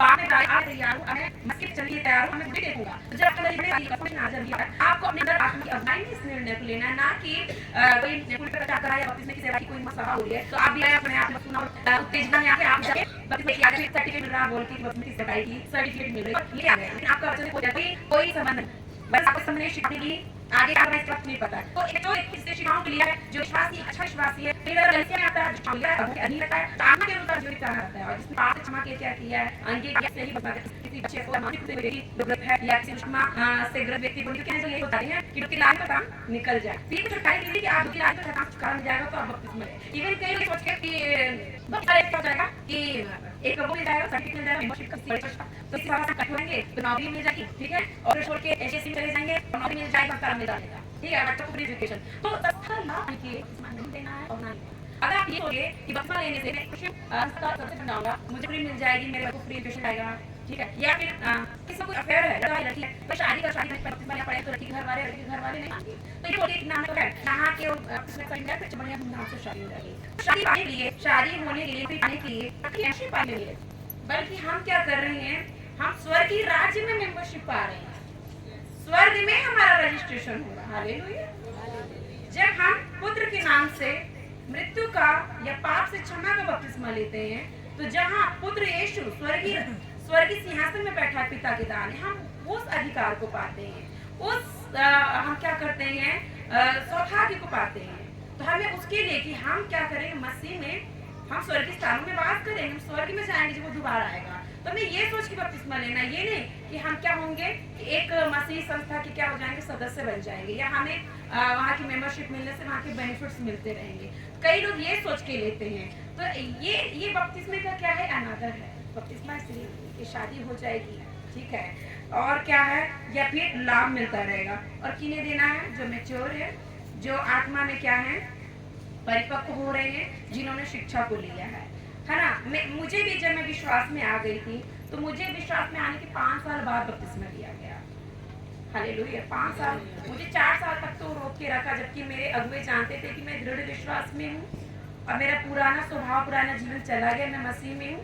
और ऑलरेडी मैं सभा लेती थी, प्रेयर ग्रुप चलाती थी, सुसमाचार की सेवकाई करती थी, मैं इवांजलिस्ट थी। हालेलुया। वो मेरे जीवन में पवित्र आत्मा के कार्यों को देख रहे थे, मेरे जीवन में जो ट्रांसफॉर्मेशन हुआ था उद्धार के बाद, वो सारी चीजों को देख रहे थे, लेकिन उन्होंने फिर भी मुझे 4 साल तक रोका। और स्टार्टिंग में जब भी पहले रविवार को, मंथ की फर्स्ट संडे को, जब भी प्रभु भोज की सेवा होती थी, जैसे आप लोग जानते कि बपतिस्मे की सेवकाई के बाद हम प्रभु भोज में सम्मिलित हो सकते, उसके पहले नहीं। तो जब भी वो मेज होती थी, तो मैं रोती थी, मैं बोलती थी, परमेश्वर मैं अभी तक पीछे क्यों हूँ, और मुझे क्यों नहीं ये लोग बपतिस्मा दे रहे हैं। मैं बहुत रोती थी। मेरे अंदर एक भूख और प्यास थी कि मैं पूरी रीति से परमेश्वर के ही पीछे चलना चाहती हूँ। मुझे भी इसका अनुभव चाहिए, मतलब बपतिस्मे का भी मुझे अनुभव चाहिए, और मुझे परमेश्वर की मेज, मतलब मसीह की देह में से खाने और मसीह के लहू में से पीने का अनुभव चाहिए। तो मैं 4 साल तक प्रार्थना करती थी, लेकिन मुझे उन्होंने इतना इजीली नहीं दिया।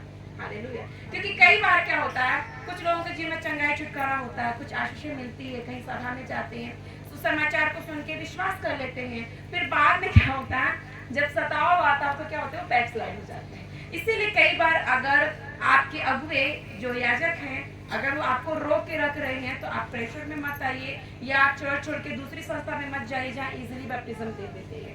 बपतिस्मा उतावली में नहीं लेना, आपको अपने अगुओं के अधीन रहना। और मैं आपको अपनी गवाही बताऊंगी, मेरा बपतिस्मा इतना डिवाइन तरीके से हुआ कि मुझे नो नो नो नो बोल दिया गया। मुझे मेरे अंदर थोड़ा सा रिग्रेट भी था, ऐसा क्यों कर रहे हैं, क्या मैं योग्य नहीं। फिर मुझे एक बहन ने बताया कि कई बार बपतिस्मा देने के बाद भी लोग स्मोक करते हैं, नशे में चले जाते हैं, इसलिए नहीं देते। तो अच्छा है, तुम अपने जीवन को क्या करो, अभी वचन के अनुसार जियो जियो जियो, उसके बाद क्या, बपतिस्मे के बाद आप पाप नहीं करोगे। उन्होंने ऐसा बताया, तो ठीक है, मैंने सोचा शायद ऐसा होता होगा, ठीक है।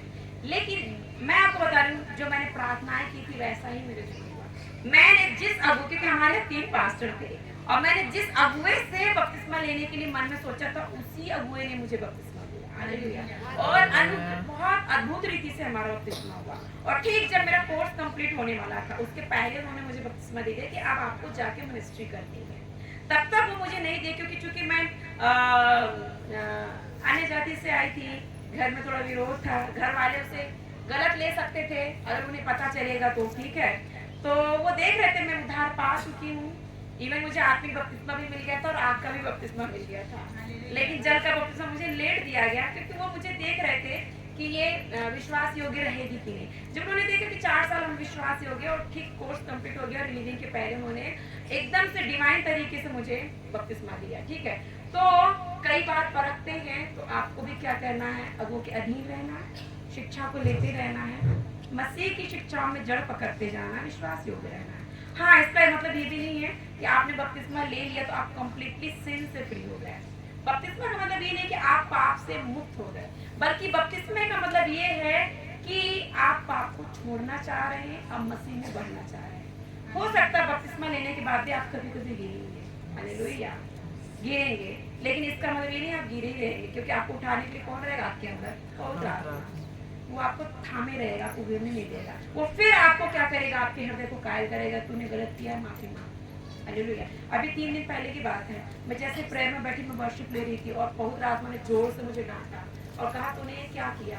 पहले मन फिरा, ये समझ में नहीं आया मैंने क्या किया।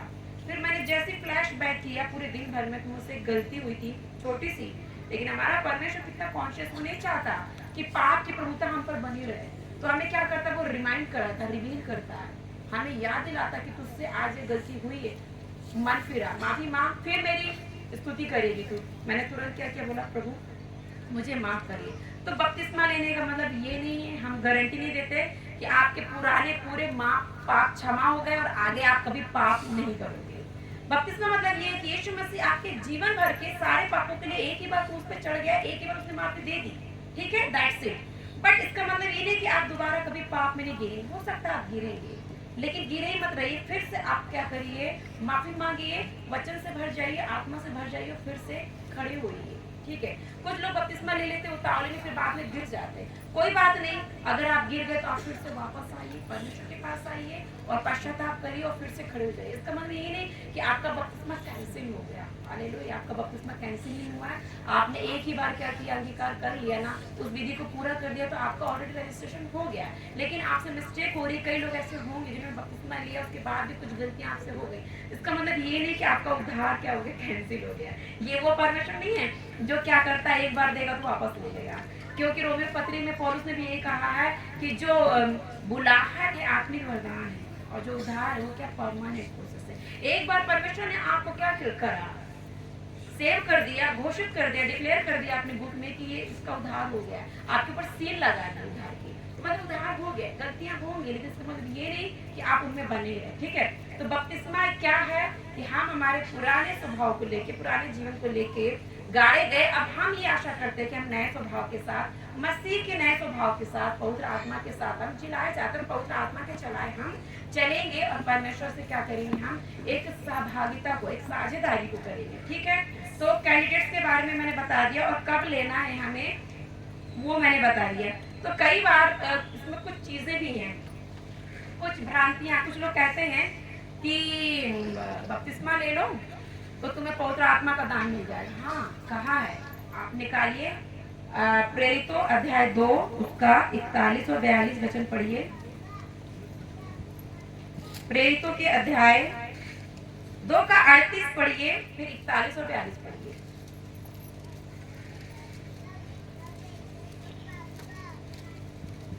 पतरस ने उससे कहा, मन फिराओ और तुम में से हर एक अपने अपने पापों की क्षमा के लिए यीशु मसीह के नाम से बपतिस्मा ले, तो तुम पवित्र आत्मा का दान पाओगे, क्योंकि यह प्रतिज्ञा तुम और तुम्हारे संतानों और उन सब दूर दूर के लोगों के लिए भी है जिनको प्रभु हमारा परमेश्वर अपने पास बुलाएगा। ठीक है, तो मन फिराओ और क्या करो, बपतिस्मा लो तो तुम पवित्र आत्मा का दान पाओगे। तो कई पादरी ऐसा गलत प्रचार भी करते हैं कि बपतिस्मा ले लो नहीं तो पवित्र आत्मा नहीं मिलेगा। हालेलुया, बपतिस्मा ले लो तो पवित्र आत्मा मिलेगा, ठीक है। तो ये है बाइबल के अनुसार यही है कि जब आप पापों से क्षमा की प्रार्थना करते हैं, उद्धार प्राप्ति की प्रार्थना करते हैं, जब डूबकर जल का बपतिस्मा लेते हैं, तो बपतिस्मा ये बताता है कि आप सोशली डिक्लेयर करें कि अब मैं यीशु की हूँ, अब मैं यीशु के लिए जीऊंगी, अब मैं पाप में नहीं जीऊंगी। तो ये हमारे अंगीकार को बताता है। रोमियो 10 का 10 पढ़िए।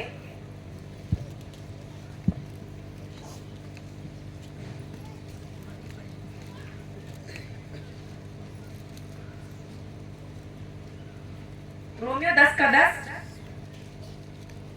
क्योंकि धार्मिकता के लिए मन से विश्वास किया जाता है और उद्धार के लिए मुंह से अंगीकार किया जाता है। ठीक है, उसका 12 और 13 पढ़िए।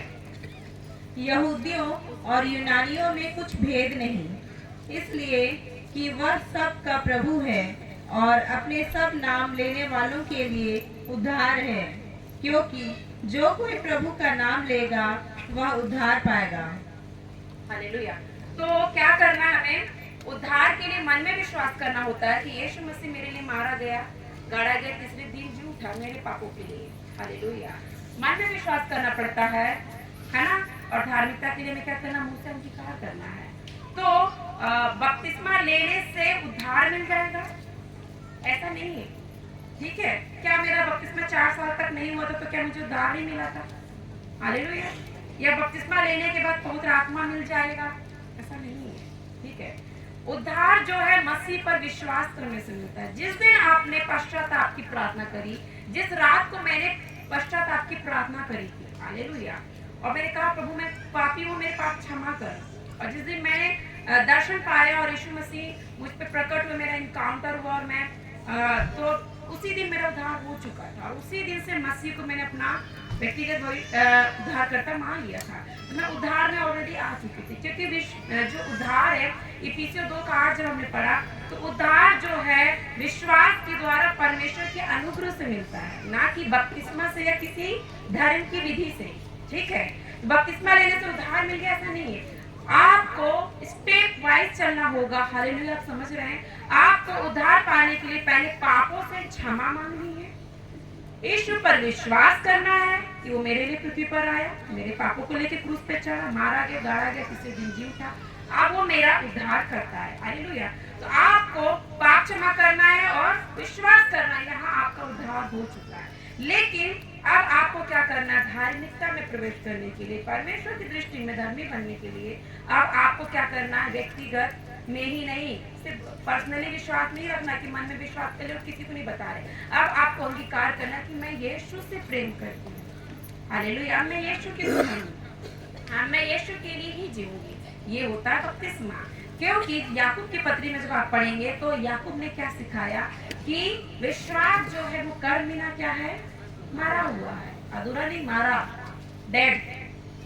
सिर्फ आप ये विश्वास कर रहे हैं कि यीशु आया, मेरे लिए मारा गया, गाड़ा गया, जी उठा, अब मैं यीशु के नाम में माफी मांगती हूँ, मैं माफ की गई हूँ, अब मैं क्षमा प्राप्त करती हूँ। ठीक है, मैं मानती हूँ आपने पाप क्षमा के लिए प्रार्थना कर लिया और यीशु पे विश्वास कर लिया और आप प्रतिदिन बाइबल पढ़ रहे, आप कलीसिया में जाते हैं, आप स्तुति कर रहे, यीशु को ही अपना उद्धारकर्ता मान रहे, किसी भी दूसरे देवी देवताओं की उपासना आप नहीं कर रहे। ठीक है, तो आप सच में बिब्लिकली आप उद्धार पा चुके हैं, लेकिन आपने विश्वास करे, लेकिन अब आपको कर्म भी करने की जरूरत है। और वो कर्म जो है, जो सेकंड स्टेप है, वो क्या है? एक सिक्के के जैसे दो पहलू होते हैं कि पहला आपको क्या करना? विश्वास करना है और पाप क्षमा की प्रार्थना करना है, और दूसरा आपको जल में डूब के बपतिस्मा लेना है। वो अंगीकार है, कन्फर्मेशन की सोशली आपने डिक्लेयर कर दिया कि अब मैं एक मसीही हूँ, अब मैं मसीह की दुल्हन हूँ, मेरी जो एंगेजमेंट है, जो मेरा विवाह है, क्या है? मसीह से किया गया है। इट मीन्स एंगेजमेंट क्या रिश्ता जोड़ा गया है। हमारी बात किससे लगाई गई?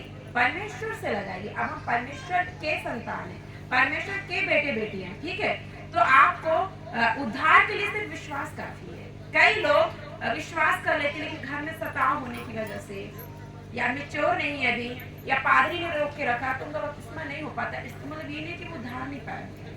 हालेलुया, आप उद्धार पा चुके हैं, लेकिन आपको आगे सही टाइम पे क्या करना है? कर्म भी करना है। विश्वास कर लिया, अब आपको कर्म भी करना, मतलब बपतिस्मा भी लेना। कई लोग ऐसा बोलते हैं कि ठीक है, वो जो यीशु मसीह को क्रूस पर लटका रहे थे ना, तो दाहिने और बाएं 2 डाकू थे, तो एक डाकू ने तो बोला कि यीशु जब आप स्वर्ग में जाते मेरी सुधि लेना। तो यीशु ने कहा कि तू आज ही स्वर्ग में होगा। तो उसने तो सिर्फ वही बस विश्वास किया और प्रार्थना किया और डायरेक्ट स्वर्ग में गया। उसने तो कोई बपतिस्मा लिया नहीं था, है ना? तो हम क्यों ले? तो एक्चुअली ये डिपेंड करता है आपके केस पे। हालेलुया, अब तो उसे फांसी हो रही ना, अब वो मरने वाला है। मरने से पहले वो क्या कर सकता है? सिर्फ क्या कर सकता है? पाप क्षमा के लिए प्रार्थना कर सकता है और विश्वास कर सकता है, प्रार्थना कर सकता है। लेकिन जो कि इफिसियों में पौलुस ने कहा कि तुम्हारा उद्धार विश्वास के द्वारा अनुग्रह से हुआ, तो उस पापी डाकू का उद्धार कैसे हुआ? विश्वास के द्वारा, परमेश्वर के अनुग्रह से। परमेश्वर ने कंसीडर कर दिया उसके लिए। ठीक है, आप उसको फांसी लग रही तो परमेश्वर ने अनुग्रह से उसे बोल दिया कि अब तो मेरे साथ आज ही मेरे स्वर्ग लोक में होगा। तो उसके केस में ऐसा है, हो सकता है कि आप ट्रेन में सफर कर रहे हैं या हवाई जहाज में सफर कर रहे हैं और क्या हुआ? किसी ने उसी समय आपको सुसमाचार प्रचार किया और आपकी ट्रेन का एक्सीडेंट हो गया या प्लेन क्रैश हो गया और आप मर गए। लेकिन चूंकि आपने सुसमाचार सुन लिया था और हृदय में आपने विश्वास कर था कि अब मैं अपने जन को मसीह को देखूं, आप स्वर्ग में जाओगे। हालेलुया, समझ रहे हैं? तो उद्धार जो है विश्वास से होता है, परमेश्वर के अनुग्रह के द्वारा। लेकिन अभी तो आपके साथ ऐसा कोई केस नहीं है कि फांसी लगाने वाले हैं या 5 मिनट बाद आपका एक्सीडेंट हो जाएगा, आप मरने वाले हैं। अभी तो आपके पास जीवन है ना, तो हमें उस उद्धार के कार्य को जो विश्वास के द्वारा मिला हमें पूरा करना है। क्रिया के द्वारा वो क्या है? तो कई लोग ये बोल के कि हाँ लेंगे, जब माता पिता हाँ बोलेंगे तब।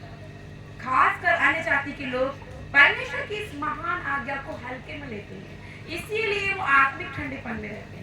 उनकी जिनमें कोई भी आत्मिक जागृति मैंने नहीं देखी है। मेरे द्वारा कई लोग प्रभु में आए और जिन्होंने ठीक वचन के आगे कार्यता में चले, आज से रुकाई मैं खुद देखती हूँ, वो बहुत ज्यादा अनुग्रहित है, आशीषित है। लेकिन जो लोग आज भी इस आज्ञा को रोक के रखे, क्योंकि वो पहले कहते थे कि मम्मी पापा को बता के जब वो मान जाएंगे, जब मेरे घर वाले विश्वास में आएंगे तब हम बपतिस्मा लेंगे। मैंने विश्वास कर लिया है ना, मैं बाइबल पढ़ती तो हूँ, मैं प्रार्थना तो करती तो हूँ। फिर बाद में उन्होंने कहा कि शादी हो जाएगी तब हम लेंगे। शादी के 10 साल हो गए हैं, आज भी वो वहीं है, पर्सनल प्रेयर करते, बाइबल पढ़ते, ना कोई चर्च जाते, ना कोई संगति, ना ही पवित्र आत्मा का उनके जीवन में कुछ अनुग्रह है। इसका मतलब ये नहीं कि वो उद्धार नहीं पाए, उद्धार को उन्हें उसी दिन मिल गया जिन्होंने प्रार्थना करी पाप क्षमा की रो के।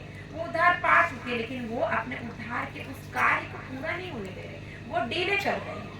और इसीलिए तो पतरस ने कहा भीड़ से कि तुम में से हर एक क्या करे, अपने पापों से क्षमा के लिए क्या करे, मन फिराव ले यीशु के नाम से और बपतिस्मा ले, तो तुम पवित्र आत्मा का दान पाओगे। नेक्स्ट स्टेप ये है। लेकिन पवित्र आत्मा पाने के लिए तुमको लेना पड़ेगा। हम ये नहीं सिखाते, हम ये सिखाते हैं कि पहले तुम क्या करो, मन फिराओ, पाप क्षमा की प्रार्थना करो, उद्धार के अनुभव में आओ, फिर शिक्षाओं को लो। हालेलुया। और जब आपने शिक्षा ले लिया और जब आपको लग रहा है कि अब मैं मसीही जीवन में या पवित्र शास्त्र के अनुसार, बाइबल के अनुसार जीवन बिता लूंगा, तब आपको ले लेना, उस कार्य को पोस्टपोन नहीं करना है, रोक के नहीं रखना। हालेलुया। क्योंकि बिब्लिकली ऐसा ही है, जब यीशु ने जल का डूब का बपतिस्मा लिया तब पवित्र आत्मा उस पर आया। हालेलुया। वैसे तो वो भले ही ह्यूमन नेचर में थे, लेकिन वो गॉडली भी थे, वो 100% ह्यूमन भी थे और 100% गॉड भी थे। लेकिन उनके जीवन से हम सीख सकते हैं, जब उन्होंने डूब का बपतिस्मा लिया तब पवित्र आत्मा उन पर आया और पिता ने आकाशवाणी करी, स्वर्ग से परमेश्वर ने बोला ये मेरा प्रिय पुत्र है, इससे मैं प्रसन्न, क्योंकि इसने आज्ञा को पूरी किया। हालेलुया। तो यीशु मसीह के जीवन में देखते हैं कि जब उन्होंने जल का बपतिस्मा लेके बाहर आए तो क्या हुआ, आत्मा का बपतिस्मा आया। हालेलुया।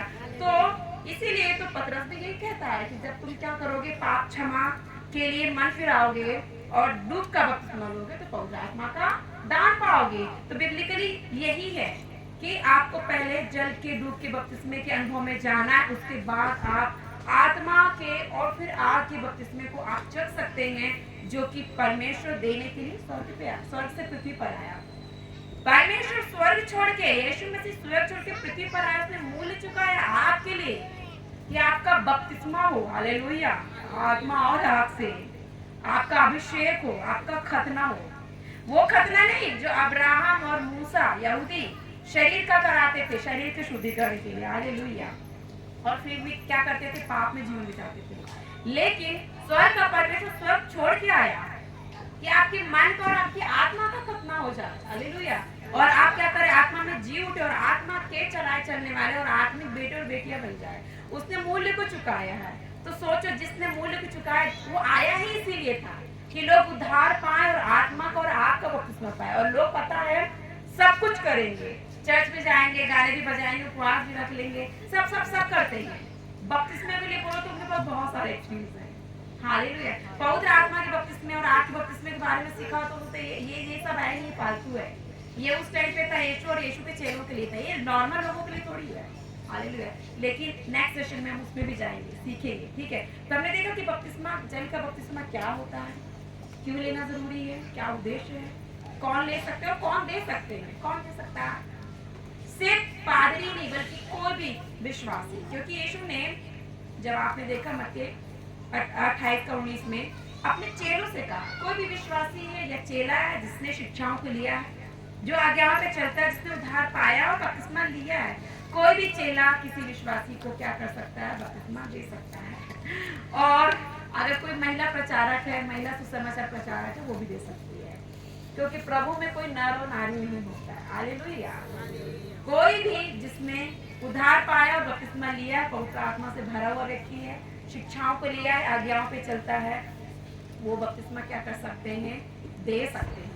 लेकिन जिसने खुद भी जल का बपतिस्मा नहीं लिया है ना, कई लोग क्या होते हैं, यही होता है। देखिए मैं भी, हम लोग जब प्रेयर करते हैं और मुझे पवित्र आत्मा ने 3-4 महीनों पहले मुझे इंस्ट्रक्शन दिया कि होली कम्युनियन को लेना है तुम्हें, जब भी इकट्ठे होते हो हर संडे लेना। क्लियरली मुझे आवाज़ सुनाई दी और मैंने उसे फॉलो किया, और हम हर संडे हम प्रभु भोज लेते हैं। हालेलुया, हम हर संडे प्रभु भोज लेते हैं। लेकिन मेरे ग्रुप में जब हम ऑनलाइन प्रेयर को लेते हैं तो कुछ लोग ऐसे भी हैं जो ट्रेडिशनल चर्चेज से हैं, जिनका डूब का बपतिस्मा नहीं हुआ है और क्या बचपन से लिए, तो मैं उन्हें होली कम्युनियन में नहीं देती। हालेलुया, क्योंकि जब एक व्यक्ति, एक पादरी जिसने डूब का बपतिस्मा नहीं लिया है, वो उस अनुभव में नहीं गया है। हालेलुया, और जिसने छिड़काव का बपतिस्मा लिया है, या एक पादरी या एक चेला जो खुद पाप में है या दुष्ट आत्मा ग्रस्त है, हालेलुया, तो वो क्या बपतिस्मा दे सकता है?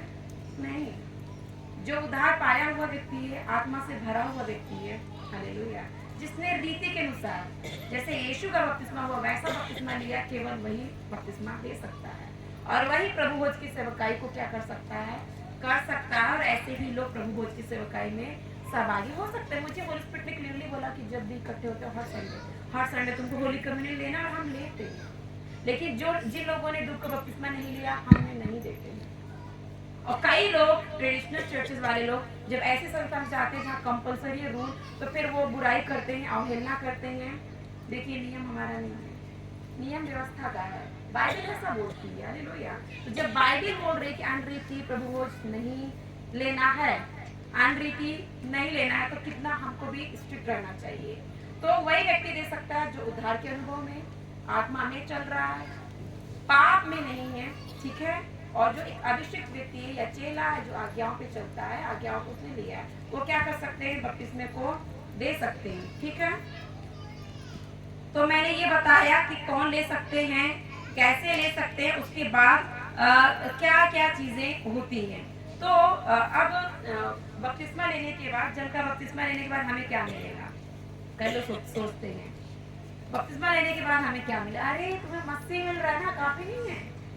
हालेलुया, तुमने मस्सी कोई पहन लिया, काफी नहीं। या तुमने पवित्र आत्मा के चिन्ह को प्राप्त कर लिया, पवित्र आत्मा से तुम सील हो गए, काफी नहीं है। बपतिस्मा लेने के बाद कोई बहुत बड़ी आशीषें नहीं होने वाली, कोई बहुत बड़ा कुछ नहीं होने वाला कि हम बहुत सुपर नेचुरल हो जाएंगे और ये हो जाएगा, वो हो जाएगा और हिला देंगे, ऐसा कुछ नहीं। आपने एक आज्ञा को पूरी किया और परमेश्वर विश्वास योग्यता को देख के, आपके विश्वास के परिमाण को देख के आपको उठाता है। आप जितना दिन बनेंगे, जितना उसके बलवंत हाथों के नीचे दीनता से रहेंगे, आप विश्वास योग्य रहेंगे, आप प्रार्थना बने, परमेश्वर आपको उतना ही उठाएंगे। जस्ट बपतिस्मा लेने के बाद और आप सोच रहे बहुत बड़ी चेंजेस आ जाए, बहुत बड़ी आशीषें आ जाएं, सारे कर्ज टूट जाएं, हालेलुया, बहुत रातों रात आप अमीर हो जाए, ऐसा कुछ नहीं होता है। बपतिस्मा आपके प्रभु में आत्मीय संबंधों को बताता है, हालेलुया, ना कि भौतिक आशीषों को बताता है। तो बपतिस्मा भौतिक आशीषें पाने का जरिया नहीं है। हमें क्या मिलेगा, है ना? क्योंकि चेले लोग भी उससे क्या बोल रहे थे, प्रभु प्रभु हमने दिल सब छोड़ दिया तेरे पीछे, हमें क्या मिलेगा, हमें क्या मिलेगा? ऐसे कई विश्वासी भी बोलते हैं, अच्छा बपतिस्मा लेने का हमें क्या मिलेगा? हालेलुया, वो पूछते हैं। हालेलुया, यीशु ने क्या कहा? पृथ्वी पे 100 गुना और स्वर्ग में अनंत जीवन मिलेगा। तो यही है, बपतिस्मा लेने के बाद बहुत बड़ा कुछ नहीं होगा आपकी लाइफ में। हम नहीं बोलते, हम ऐसा झूठा प्रचार नहीं करते। पृथ्वी पे 100 गुना आशीष मिलेगी अगर मसीह में आने के बाद, विश्वास में आने के बाद, जो भी आपने सताव सहा है, जो दुख होता है, जिन बातों को आपने छोड़ना सीखा है, तो परमेश्वर आपको 100 गुना प्रतिफल देगा और क्या करेगा? स्वर्ग में अनंत जीवन देगा। हालेलुया, आपको परमेश्वर नरक की आग में नहीं डालेगा, दूसरी मृत्यु में नहीं डालेगा, आप सदा सर्वदा परमेश्वर के राज्य में जीवित रहेंगे। फिर कुछ लोग सोचते हैं, हमने देखा है जो लोग बपतिस्मा ले लेते हैं उनके लाइफ में बहुत सारी ठोकरें आती हैं, बहुत परीक्षाएं आती हैं, तो ये सोच के कई लोग बपतिस्मा ही नहीं लेते। और मैं आपको एक चीज बताऊं, एक एग्जाम्पल, मेरा खुद का एग्जाम्पल है। मेरे हॉस्टल में एक लड़की थी, वो पेंटिकोस्टल थी, लेकिन वो बपतिस्मा नहीं लेती थी। उसके रूममेट्स मेरे पास आए, बोले उसको जाके टीचिंग दो, तुम सिखाओ शकीला, वो तो बपतिस्मा लेने से मना करती है, इतनी बड़ी हो गई है। और वो लोग तो पास्टर्स की फैमिली में से। तो मैं गई तो मैंने पूछा कि क्या वजह है, तो पता है वो बहुत सुंदर थी और उसे मेकअप का बहुत शौक था। अरे नॉर्मल है ना, गर्ल्स को होता है। तो वो बिना पाउडर के, बिना बिंदी के, बिना काजल के और ऑर्नामेंट्स पहन के वो नहीं रह सकती थी। वो मतलब कॉलेज भी जाएगी तो पूरे उसमें जाती है, प्रॉपर मेकअप में। तो लोगों को ये लगता है कि बपतिस्मा लेने के बाद मेकअप नहीं कर सकते। मैं खड़ी हूँ ना मेकअप करके, पहने ना, पहने कि नहीं पहने? ये कपड़े देखो कितने हैवी हैं, पहने कि नहीं? हम आपको सिखा रहे हैं क्या बपतिस्मा लेने के बाद श्वेत वस्त्र पहनना है, मेकअप नहीं करना है, ज्वेलरी नहीं पहनना? वचन में लिखा होता तो मैं सिखाती हूँ। लेकिन क्योंकि वो पेंटिकोस्टल बैकग्राउंड से थे और उन लोगों का एक ऐसा उनका ऐसा मानना है, उनकी ऐसी सोच है कि जब इजराइली मिस्र की बंदुआई में से निकले और परमेश्वर उन्हें उद्धार करके उस दासत्व के जीवन से जब कनान में लेके जा रहा था, तो उन्होंने अपने सारे वस्त्रों को, सारे अपने गहनों को उतार दिया था। ठीक है, तो वो बहुत खाली वहां से निकले थे। तो पेंटिकोस्टल थिंकिंग में या और भी ऐसे कुछ लोग होंगे जिनका ऐसा मान्यता होगा कि ऑर्नामेंट्स, ज्वेलरी नहीं पहननी है या ज्यादा मेकअप नहीं करना है। हालेलुया। तो ये सोच के भी कई बहनें ठोकर में हैं, उन्होंने उद्धार के कार्य को इस छोटी सी ठोकर के द्वारा ठोकर खाई। हालेलुया। और वो नहीं लेती थी। तो फिर मैंने बोला कि ऐसा तो वचन में लिखा है, फिर मैंने उस बहन को सिखाया कि नहीं, ऐसा नहीं सिखाया और हमारे चर्च में भी ऐसा नहीं सिखाया। और कई अन्य जाति बैकग्राउंड से भी लोग आते हैं जो बपतिस्मे के बाद भी मंगलसूत्र पहनते हैं, सिंदूर लगाते, बिंदी लगाते, मेकअप करते हैं, जैसा उनका वस्त्र है, जो खाना पीना है, सब खाते पीते हैं। तो बपतिस्मा कहीं से कहीं भी ऐसा नहीं बोलता कि बपतिस्मा लेने के बाद ऐसा हो जाए, कई लोग लेते ही नहीं। हालेलुया। तो परमेश्वर की महान आज्ञा को लोग क्या करते, ठुकरा देते हैं।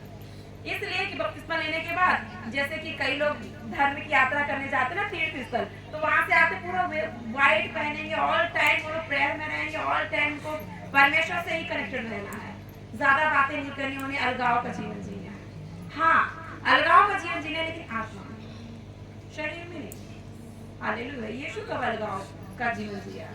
हालेलुया नहीं ना, उसके साथ तो भीड़ चलती थी, वो आत्मा में पिता से कनेक्टेड रहता था ऑल टाइम, लेकिन रहता किसके साथ था? भीड़ के बीच में। तो बपतिस्मा ले लेंगे बोल के, बपतिस्मा लेने के बाद घर छोड़ना पड़ेगा, रिश्ते नाते तोड़ने पड़ेंगे, आपका जो ड्रेसिंग स्टाइल है, ये वो सारी चीजें, ऐसा कुछ भी नहीं है। ठीक है, बपतिस्मे के बाद ऐसा कुछ नहीं, कोई भी आपकी लाइफ में चेंजेस हम नहीं मानते। दूसरी बात, कुछ लोग सोचते कि बपतिस्मा लेने के बाद बहुत परीक्षाएं होती है, ऐसा कहीं नहीं। वो ये हवाला देते हैं कि यीशु मसीह ने जैसे बपतिस्मा लिया, फिर वो पहाड़ में गया, फिर वहाँ इब्लीस आ गया और यीशु मसीह को परेशान कर रहा था, परीक्षाएं कर रहा था। हालेलुया। वो ऐसा सोचते हैं। अरे भाई, यीशु मसीह का जब बपतिस्मा हुआ तो वो आत्मा के सिखाए, आत्मा की अगुवाई में पहाड़ पे क्या करने गया? परमेश्वर की प्रेजेंस में रहने के लिए और आगे के सेवकाई के लिए तैयार होने के गया। पवित्र आत्मा की मार्गदर्शन के लिए, उस अभिषेक के लिए, उस भरपूरी के लिए गया, उस सामर्थ को पाने के लिए। क्योंकि उसने बपतिस्मा जब लिया, आत्मा तो उसने पा लिया था, लेकिन उसे सामर्थ की भी जरूरत थी। तो यीशु मसीह वहां गया। और जब हम परमेश्वर के कार्यों के लिए खड़े होते हैं, जब हम सेवकाई के लिए खड़े होते हैं, जब हम ये निर्णय लेते हैं, जब प्रभु की हुजूरी में जब लंबे समय तक रहते हैं, तो क्या होगा? परीक्षा होगी। लेकिन वहाँ पवित्र आत्मा था ना, जो यीशु मसीह की मदद कर रहा था। हालेलुया। जो उसे वो बुद्धि दे रहा था, स्वर्गीय प्रकाशन दे रहा था कि शैतान कब उसे गलत बातों को बोल रहा है, झूठ बोल रहा, तो वो उन बातों को करेक्ट कर रहा था। और लास्ट में यीशु मसीह घुड़का तो शैतान वहां से चला गया। तो जब अगर आपका बपतिस्मा हो रहा है, हो गया, तो उसके बाद ऐसा कुछ भी नहीं है कि शैतान आएगा आपके जीवन में, आपकी परीक्षा करेगा, आप लोग के जीवन में परीक्षाएं लेके आएगा, विपत्तियां लेके आएगा, बीमारियां लेके आएगा, श्राप को लेकर। क्योंकि तू पूरे जीवन भर मेरी ही आराधना करती थी, हाँ, और मेरी ही दासी थी, अब तूने मुझे छोड़ दिया, अब तू इधर चली गई। अब बताता हूँ, ऐसा कुछ भी नहीं होता है। मुझे देखो, कुछ भी नहीं हुआ। हालेलुया। क्योंकि परमेश्वर एक ही है, केवल यीशु ही प्रभु है। हालेलुया। यीशु ही प्रभु है और यीशु ही सर्व सामर्थ्य प्रभु है। हालेलुया। और शैतान ऑलरेडी कुचल दिया गया, क्रूस पे हरा दिया गया है। परमेश्वर ने पता उसे नंगा कर दिया है। ये वचन में लिखा, जब आप फिलिप्पियंस में पढ़ेंगे, परमेश्वर ने क्रूस पर उसे कुचल दिया, उसे निर्वस्त्र कर दिया। हालेलुया। उसके सारे अधिकारों को छीन लिया। वो पावरलेस है, वो कुछ नहीं कर सकता। और वचन में लिखा है कि तुम्हारी बाल भी गिने हुए हैं। परमेश्वर की मर्जी के बिना, उसकी आज्ञा के बिना वो तुम्हारे एक बाल को भी नहीं छू सकता है। कुछ लोग बोलते हैं अय्यूब देखो इतना प्रार्थना करता था, इतना धर्मी था, इतना बलिदान करता था, लहू के छिड़काव में रहता था, तो भी इतनी सारी परीक्षाएं आई। हालेलुया। उसकी खराई को देखने के लिए, लेकिन उसमें वो क्या हुआ, पास हुआ और उसने बाद में डबल ब्लेसिंग को पाया। ठीक है, परीक्षाएं जो साइंस से बाहर थी, सारी चीजें नाश हो गई आज्ञाकारिता के कारण, खराई के कारण। प्रतिफल को भी तो देखो। तो ये बोल के कि बपतिस्मा लेंगे और परीक्षाएं आएंगी, सताव आएगा, तो लोग पीछे हट जाते हैं। हालेलुया। तो मैं ये नहीं बोल रही हूँ कि हम आपको प्रचार कर रहे हैं या वचन की शिक्षा दे रहे हैं तुरंत आओ बपतिस्मा ले लो। जब पतरस ने प्रचार किया, जब आप प्रेरित अध्याय 2 का पढ़ते हैं, एक ही दिन में 3000 लोगों ने बपतिस्मा लिया। वो लोग कौन थे? वो लोग थे जो पहले से व्यवस्था को जानते थे, टीचिंग को जानते थे, मसीहा की भविष्यवाणी को, यीशु मसीह के बारे में बहुत कुछ जानते थे, और ऑलरेडी बपतिस्मा, पाप क्षमा, ये सारी चीजें वो लोग जानते थे। लेकिन चूंकि वो यूहन्ना के बपतिस्मे को लिए थे या फिर नहीं लिए थे, उनका कॉन्सेप्ट क्लियर नहीं था। लेकिन जब पतरस ने बोला कि पिता, पुत्र, पवित्र आत्मा के नाम से लेना है, मसीह के बपतिस्मे को लेना, तब तुम पवित्र आत्मा को पाओगे, जैसे हमने अभी पाया। जब आप प्रेरित अध्याय 2 का 1 से पढ़ेंगे, जिस तरीके से उन्होंने पवित्र आत्मा और आग के बपतिस्मे को पाया, तो चूंकि उन्होंने देखा था कि ये लोग यीशु के चेले हैं और अभी कैसे पवित्र आत्मा इनके ऊपर उतरा है, तो उसी दिन 3000 लोग एक साथ बपतिस्मा लिए। तो प्रचार को सुन के बपतिस्मा की सेवकाई हो रही बोल के तुरंत आके दौड़ के नहीं ले लेना है। हालेलुया। वो लोग पहले से ही शिक्षा लिए हुए थे, तो आपको उतावली में नहीं लेना है, नहीं तो क्या होगा, बाद में शिक्षा अंदर नहीं होगी तो बाद में जब परीक्षा आएगी तब गिर जाएंगे। हालेलुया। जब आपके अंदर शिक्षा रहेगी, क्योंकि वचन में लिखा है कि परमेश्वर किसी को भी उतनी ही परीक्षाओं में जाने देते हैं जितना वो सह सकते हैं। इवन यीशु नासरी उन्हें परीक्षाओं से निकलने की सामर्थ को भी देता है, क्योंकि उसने पृथ्वी में जब खुद हमारे लिए क्या किया है, परीक्षाओं को सहा। हालेलुया।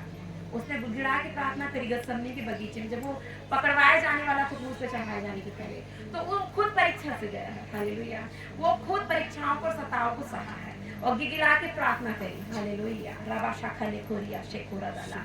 तो जब आप मन फिराव के लिए, पाप क्षमा की प्रार्थना करते हैं या बपतिस्मा लेने का निर्णय लेते हैं, तो डरिए मत, यीशु आपके साथ है सदा सर्वदा। पवित्र आत्मा आपके साथ है सदा सर्वदा, आपको सामर्थ्य देने के लिए, सही डिसीजन लेने के लिए, आपको प्रोटेक्ट करने के लिए आपके साथ एंजल्स रहेंगे। क्योंकि जब यीशु की परीक्षा हो रही थी पहाड़ पे, और जब पवित्र आत्मा उसे हेल्प कर रहा था, और जब उसने उसको घुड़कर शैतान चला गया, तो क्या हुआ, वहाँ बाइबल में लिखा है कि स्वर्गदूत आके यीशु की सेवा करें। हालेलुया। तो अगर प्रभु में आप कुछ निर्णय तो ले रहे हैं आज्ञा को पूरी करने की, और उसके कारण आपके जीवन में सताव आ रहा है परिवार से, है ना। कई बार ऐसा होता है कि ट्रेडिशनल चर्चेस के लोग भी अपने बच्चों को, जब उन्हें शिक्षा दी जाती है, वो बोलते हैं कि मैं बपतिस्मा लूंगा, तो बहुत विरोध होता है। जैसे कि मैं एक बार बताऊंगी, जो बेनीहीन प्रभु के दास थे, वो भी कहते आरसी बैकग्राउंड से थे और ऑर्थोडॉक्स फैमिली से थे। जब वो प्रभु में बढ़ रहे थे और उन्होंने यीशु को ग्रहण किया, उनके जीवन में बहुत यातनाएं हैं, बहुत सताव। इवन वो अपने परिवार में एक निग्लेक्टेड व्यक्ति थे, बहुत मेंटली उन्हें टॉर्चर किया गया, क्योंकि वो यीशु पे विश्वास करते थे। उन्होंने यीशु को अपना उद्धारकर्ता ग्रहण किया था, उन्हें पवित्र आत्मा को पाया था, बहुत सतावा है, लेकिन वो चुपचाप प्रभु में बने रहे। उन्होंने परमेश्वर में बना रहा और प्रार्थना करते रहो। बाद में आप देखते कितनी बड़ी ब्लेसिंग हो आई। सताव तो देनी ही भी सही ना। हालेलुया। परिवार में सब लोग प्रेशर देते थे, तुमने यीशु को क्यों ग्रहण किया है, तुमने उद्धारकर्ता क्यों ग्रहण किया, तुमको पता नहीं है ये हमारी परंपरा के खिलाफ है, हम आसी हम आतोड़ हैं, बहुत लंबे समय तक। लेकिन जब उन्होंने देखा कि उसके जीवन में ऐसा काम हुआ कि जब उसने उद्धार को पाया, पवित्र आत्मा को पाया, वो बचपन से पता भद्दे जीतता था, मतलब हकलाता था, और जब वो प्रचार करने लगा तो पवित्र आत्मा ने उसे छू के चंगा कर दिया, तो चंगा होगा, नॉर्मल होने लगा। हालेलुया। और उनके साथ एक बड़ी प्रॉब्लम थी, जब वो स्टेज में होते थे या किसी के बीच में, तो वो और हकलाते थे। लेकिन जब उनके मम्मी पापा ने देखा कि कई लोगों के बीच में, सैकड़ों लोगों के बीच में ऐसे प्रचार कर रहा है जिससे कभी वो हकला था नहीं, तब उन्होंने जाना कि वो किस गलत फहमी में थे, और तब उन्होंने जाना कि यीशु कौन, उसकी सामर्थ क्या है। तो उसने भी सताव को सहा। वचन में लिखा है जब स्वामी सताएगा तो चेले नहीं सताए जाएंगे क्या। जब मसीह परमेश्वर की आज्ञा को लेकर, उसके जीवित वचन को लेकर खड़ा हुआ, उसने पूरा किया, तो सताया गया, चेले भी सताए गए, तुम भी सताए जाओगे। लेकिन उस महिमा को मत भूलो जो उसके बाद तुम्हें मिलेगी। हालेलुया। तो कई लोग ये सोच के कि घर वालों को पता चल जाए तो घर वाले सताएंगे, नहीं, घर वाले सताएंगे नहीं। आप प्रार्थना करिए, परमेश्वर उनके मन में कार्य करेगा, वो आपके जीवन के होने वाले ट्रांसफॉर्मेशन को देख के जान जाएंगे कि मसीह क्या है। वो आपके जीवन से जानेंगे मसीह क्या है। जब वो देखेंगे मेरा बेटा मसीह में नहीं था, वो ड्रिंक करता था, लड़कीबाजी करता था, नशे में था, गलत आदतों में था, गलत फ्रेंड सर्कल था, मेरी बेटी ऑल टाइम मोबाइल चलाती थी और विद्रोही थी, अनाज्ञाकारी थी, मुंह चलाती थी, पढ़ती नहीं थी, हालेलुया, गलत आदतों में, गलत संगति में। जब मेरा बेटा ऐसा था, मेरी बेटी ऐसी थी, आज ऐसा क्या हुआ? किसको बोलते चलो चलो पार्टी को, पार्टी में भी नहीं जाता, ऑल टाइम बाइबल पढ़ता, ऑल टाइम प्रार्थना। आज क्या हुआ पता है? हमको नरोला प्रभु के दास, इतने बड़े दास नहीं बन गए। प्रभु में आने से पहले वो नशेड़ी थे, वो खुद बोलते हैं, ऐसे वर्ड वो बोलते हैं। मैंने घोड़ी में एक प्रचारक हूँ, वो बोलते हैं वो ऐसा कोई नशा नहीं है जो उन्होंने नहीं किया हो। हालेलुया, हर तरह का नशा, हर आदतों, हर पाप में वो थे। हालेलुया, राशा खा ले खरिया डाला। और जब उन्हें कुत्ते ने काटा और सारी चीज़ों के साथ डिमोनिक अटैक्स होने लगे, वो बाइबल पढ़ने लगे, संगति में जाने लगे, उन्हें चंगाई मिलने लगी। बाद में पवित्र आत्मा ने उनके मन को कायल कि उन्हें लगा उन्हें उद्धार की जरूरत है। वो उद्धार में आए तो उनके मम्मी पापा पता बहुत विरोध थे, उनके सारे घर वाले, क्योंकि वो सिख फैमिली से बहुत बहुत ज्यादा प्रोसिक्यूशन हुआ। इवन उनके मम्मी पापा ने उनके सामने पता एक प्रलोभन को रखा, एक ऑफर को, कि बेटा तू ना नशे कर, लड़कीबाजी कर, ये करो तो तू सब कर, सब कर, जो भी करता तू सब कर, तू गुंडा बन जा, माफी बन जा, सब बन जा, बस ये यीशु ही छोड़ दे। शैतान को सब पसंद है, आप सब करो, सब स्मोक करो, नशा करो, लड़कीबाजी करो, गलत पिक्चर देखो, गलत संगति में गांजा, सट्टा, जुआ, सब करो। शैतान को कोई प्रॉब्लम नहीं, आपके परिवार वालों को कोई प्रॉब्लम नहीं। क्योंकि जहां आपने बोला अब मैं पाप नहीं करूंगा, पुराना जीवन नहीं जीऊंगा, अब मैं मसीह में हूँ, अब मैं नई सृष्टि में हूँ, घर वालों को प्रॉब्लम होगी, क्योंकि वो नहीं जानते उद्धार की सामर्थ को, सुसमाचार की सामर्थ को, बपतिस्मे के आशीष को, मसीह में नई सृष्टि होना वो नहीं जानते। लेकिन जब वो आपके जीवन को देखेंगे कि आपके जीवन में क्या परिवर्तन आया, तब वो जानेंगे परमेश्वर की सामर्थ कैसे काम करती है। जैसे मैंने बताया मेरा उदाहरण कि मैं भी पहले बहुत गुस्सा करती थी। एक बार तो गुस्से में इतना गुस्सा आया, मैंने अपने मोबाइल को से पटक दिया। बाद में मैंने देखा मेरी मोबाइल इतना महंगा 8000 का उस टाइम पे, हालेलुया, इस तरीके से टूट गया। जब हम उसे हम रिपेयर करने गए तो रिपेयर वीडियो फिर हमने ठीक है कितने पैसे में इसको ले लोगे आप, ले लो, तो बोले 100 रुपए भी इसकी कीमत। हालेलुया, उसे मुझे बहुत दुख आया जब एक गुस्सा, एक क्रोध एक मोबाइल को, इतनी कीमती मोबाइल को इस रीति से नाश कर सकती है कि उसकी कीमत कुछ भी नहीं, 8000 से 100 रुपए भी नहीं। तो वो मेरे जीवन में कैसे काम करती होगी, मेरी आत्मा को कैसे क्षति पहुंचाती होगी। हालेलुया, रावाला शोखेले खोरिया लगा शाका। और जब मेरे जीवन में बदलाव आया कि मेरे गुस्से का स्वभाव, लड़ाई झगड़े का स्वभाव, पाप का स्वभाव, संसारिक स्वभाव, सारी चीज़ों में बस दुआ प्रार्थना, तो मेरे फ्रेंड्स देखने लगे, वो खुद बोलने लगे, मुझे भी कि तू पहले से चेंज हो गई है, बहुत शांत रहने लगी। जब आपके जीवन में परिवर्तन आएगा, आपके स्वभाव में ट्रांसफॉर्मेशन आएगा बपतिस्मे के बाद, तो आप ये मत सोचिए कि आप सताए जाओगे, लोग आपको देख के मसीह को ग्रहण करेंगे। जब सामने स्त्री मसीह के पास आई, यीशु मसीह ने उसके जीवन को उसके सामने खोल के रख दिया, हालेलुया। लेकिन जब यीशु मसीह ने उसे पाप से परिचय करा दिया कि बेटे तू पाप में है, तुम उससे दूर है, लेकिन जब तू पाप को छोड़ के मेरे पास आएगी, मैं तुझे जीवन का जल पिलाऊं जो मैं स्वयं हूं।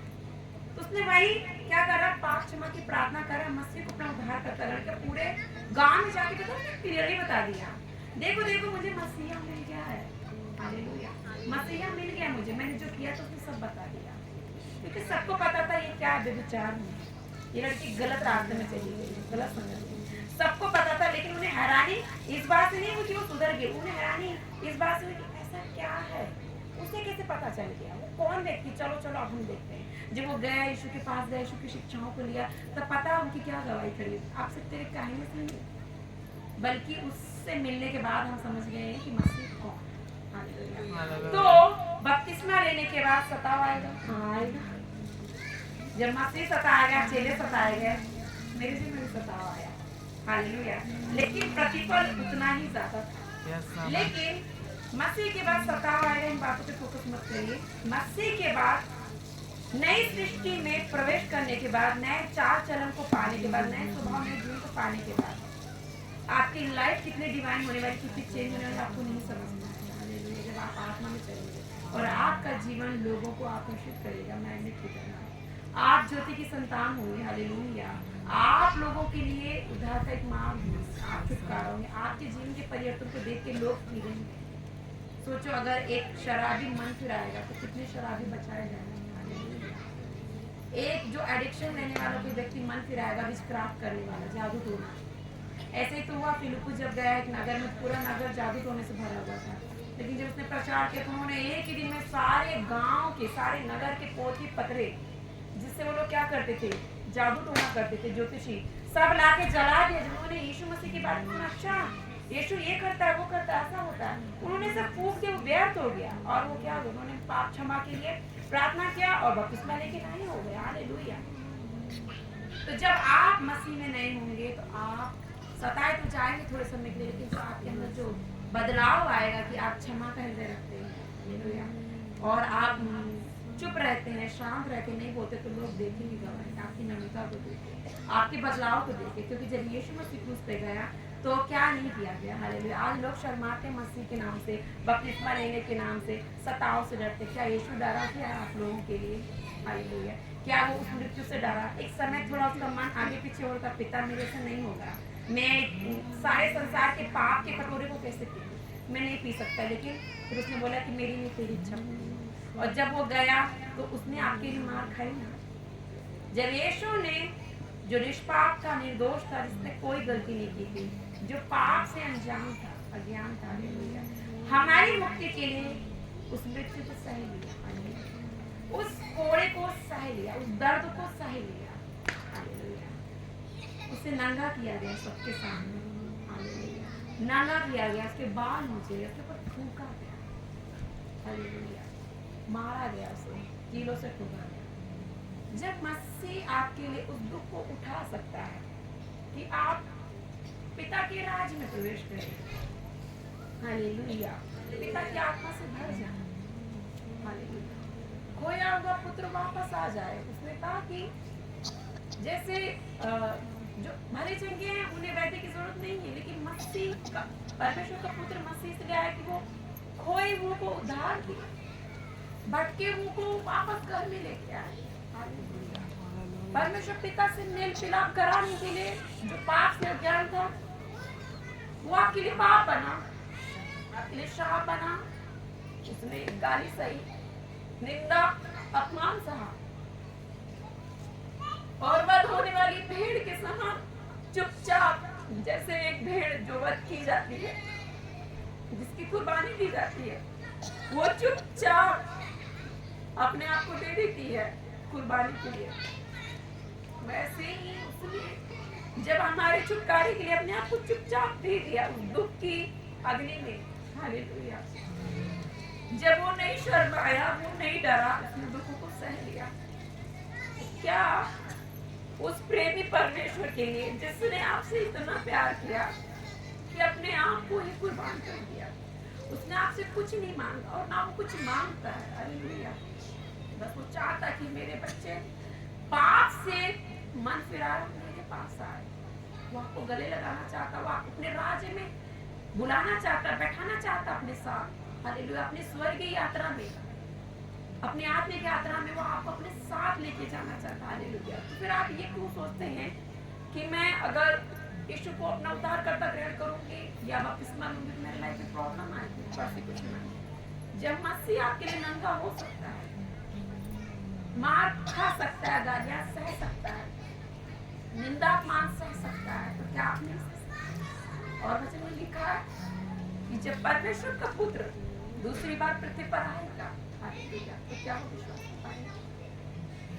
परमेश्वर का आत्मा आपसे पूछ रहा है कि जब परमेश्वर का पुत्र मसीह दुनिया में आएगा तो क्या वो विश्वास कर पाएगा? हालेलुया। क्या वो आपको विश्वास योग्य पाएगा? क्या आपको वो आज्ञाओं को पूरा करा हुआ पाएगा? और धन्य है वो जो मेरे नाम से ठोकर नहीं खाता, हालेलुया, और जो मेरे नाम से लजाएगा। तो जब परमेश्वर का पुत्र स्वर्गदूतों के साथ अपनी महिमा में दोबारा इस पृथ्वी पर आएगा, तो पिता के सामने वो भी आपके नाम से ला जाएगा। जो पृथ्वी पर लोगों के सामने मेरा इनकार करेगा, नहीं मैं नहीं जानता मसीह को, मैं मसीह नहीं हूँ, क्योंकि आने वाले दिन कठिन होंगे।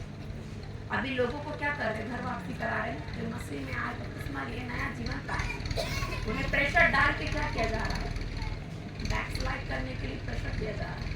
आने वाले समय में जब 666 आएगा तो सोचो कैसा माहौल होगा, तब तो तलवार गर्दन पे खड़ी होगी। तो परमेश्वर का आत्मा पूछ रहा है, तब क्या मनुष्य का पुत्र, परमेश्वर का पुत्र पृथ्वी पर विश्वास को पाएगा?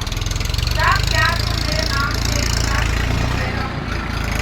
क्या तुम मेरी आज्ञाओं में बने? और जो बना रहेगा अपने प्राण के अंतिम सांस तक, अपने जीवन के अंतिम सांस तक विश्वास योग्य रहेगा, आज्ञाओं पे चलेगा, वही स्वर्ग राज्य का अधिकारी।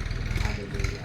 और जो यहाँ परमेश्वर के पुत्र का क्या करेगा, अंगीकार करेगा, तो वो भी पिता के सामने स्वर्ग में क्या करेगा, इसे अंगीकार करेगा, एक्सेप्ट करेगा। और अगर आप यहाँ वचन को सुनने वाले लोग यहाँ से सुन लो, अगर आपने आज लोगों के डर से या आपने धर्म समाज के डर से, ठोकरों के डर से, आने वाली विपत्तियों के डर से, हालेलुया, अगर आपने मसीह को ठुकरा दिया, उसे तुच्छ ठहरा, उसका इनकार किया, तो जब वो स्वर्गीय महिमा में आएगा, वो भी पिता के सामने आपका इनकार करेगा। तो चूंकि बाइबल कहती है कि विश्वास के द्वारा अनुग्रह से हमारा उद्धार हुआ, उसने अनुग्रह को खोल दिया है।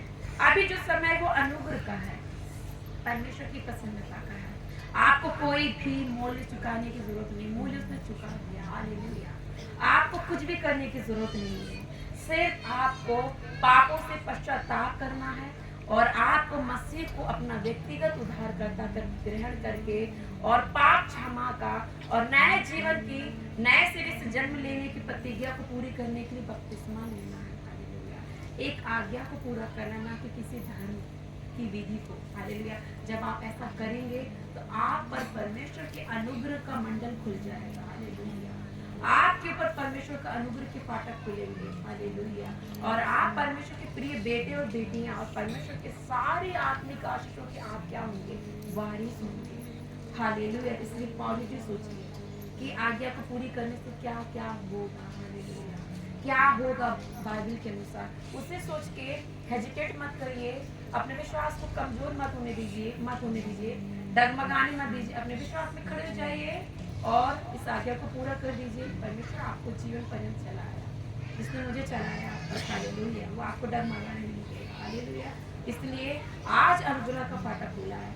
जिस दिन अनुग्रह का फाटक बंद किया जाएगा, 666 आएगा, विनाश का पुत्र आएगा। हालेलुया। एंटी क्राइस्ट जब आएगा तो सोच लो अनुग्रह का फाटक बंद हो जाएगा, तब कोई प्रार्थनाएं पूरी नहीं होंगी। हालेलुया। कोई एंजल यहाँ वर्क नहीं करेगा, कोई प्रोटेक्शन नहीं रहेगा। तो जब अनुग्रह का फाटक बंद हो जाएगा, तब कहाँ जाओगे? तब सिर्फ चीखोगे, चिल्लाओगे, कुछ नहीं होगा। तो अभी समय तुम्हारे उद्धार। और यशायाह बोलता है कि उद्धार के दिन उसने मेरी सुन ले, मेरी सहायता करेगा। हालेलुया। अगर आज आप प्रार्थना करेंगे तो वो सुनेगा और आपके लिए अपने सहायक को भेजेगा। हालेलुया। आपके द्वार को खोलेगा। हालेलुया। कि आप आज्ञाओं को कैसे पूरी कर सकते हैं, विश्वास योग्य कैसे रह सकते हैं। तो डाउट मत करिए, अपने विश्वास को प्रगटीकरण में लेके आइए। हालेलुया। कर्म को करिए, अपनी बुद्धि और समझ का सहारा मत लीजिए, परमेश्वर आपके लिए सीधा मार्ग निकालेगा। अगर आप इस आज्ञा को पूरी करेंगे तो आपके माता पिता के मनों को परिवर्तित करने का कार्य परमेश्वर का है। हालेलुया। वो भी आपके पीछे आएंगे। जो हमको नरोला कि मम्मी पापा उन्हें इतना मना करते थे और वो बाद में बताते प्रभु के दास कि मेरे माता पिता ने ही मेरे से बपतिस्मा लिया। बेनीन बोलते हैं कि मैंने ही मेरे माता पिता भाई बहन को बपतिस्मा दिया, और आगे जाके पूरा परिवार मिनिस्ट्री करा। उनके दोनों भाई पास्टर। हालेलुया। रावाला शेखेला कोरिया लगाला पोखरा ला शाखाला वाला। प्रभु का आत्मा मुझे एक वचन दे रहा, मेरी आत्मा, जब तक गेहूं का दाना अकेले रहता है तो वो एक सीड है, एक दाना, और अवश्य है कि वो दाना क्या हो, भूमि में जाए, और जब वो भूमि में जाएगा, दुख उठाएगा, सड़ेगा, मर जाएगा, अभी क्या होगा, वो अंकुरित होगा। और क्या होगा, एक क्या होगा उसमें से, एक तना आएगा, एक डाली आएगी, और वो क्या हो जाएगा, मल्टीप्लाई हो जाएगा। तो अपने आप को मार दो उस दाने के समान, गाड़ दो उस दाने के समान पृथ्वी में, जाने दो इस बाहरी स्वभाव को, इस देह को मिट्टी में गाड़ दो, जब तुम गड़ जाओगे तो क्या हो जाओगे तुम? नए सिरे से जन्म लोगे बहुत सारी आशीषों के साथ, और जो पहली पीढ़ी है वो दुखी जाती है। हालेलुया। अगर आप अन्य जाति से आए हैं और आप पहले व्यक्ति जो बचाए थे, आप दुख उठाओगे, लेकिन जब आप दुख उठाओगे तो महिमा भी उतनी ही है। हालेलुया। परमेश्वर कभी भी जो पहला व्यक्ति परिवार से आया वो परमेश्वर की दृष्टि में बहुमूल्य होता है। हालेलुया। अगर आप पहले ही और मसीह के नाम से आप दुख उठा रहे हैं, उतना ही आप फ्रूट्स को लेके आए, उतना ही आप फ्रूटफुल होंगे। हालेलुया। और आप अपने पूरे घर और कुटुंब के लिए छुटकारे का काम करें। हालेलुया। आप अपने परिवार के लिए मसीहा के समान होंगे। हालेलुया। उस आशीष को देखो। अगर आप पहली बार एक अकेला व्यक्ति, एक कोई भाई या कोई बहन अपने परिवार से आती है, तो ये मत सोचिए कि क्या होगा आगे, क्या होगा आगे, क्या होगा। आप उस दाने के समान जो गेहूं का एक दाना पृथ्वी में अपने आप को बोने दो, गाड़े जाने दो। जब आप गाड़ दिए जाओगे और जब आप फिर से क्या होगे, अंकुरित होंगे, तो आप सबके लिए आशीष का कारण बनेंगे। हालेलुया। आइए हम प्रार्थना करेंगे। तो शाखा ले दे ले आपको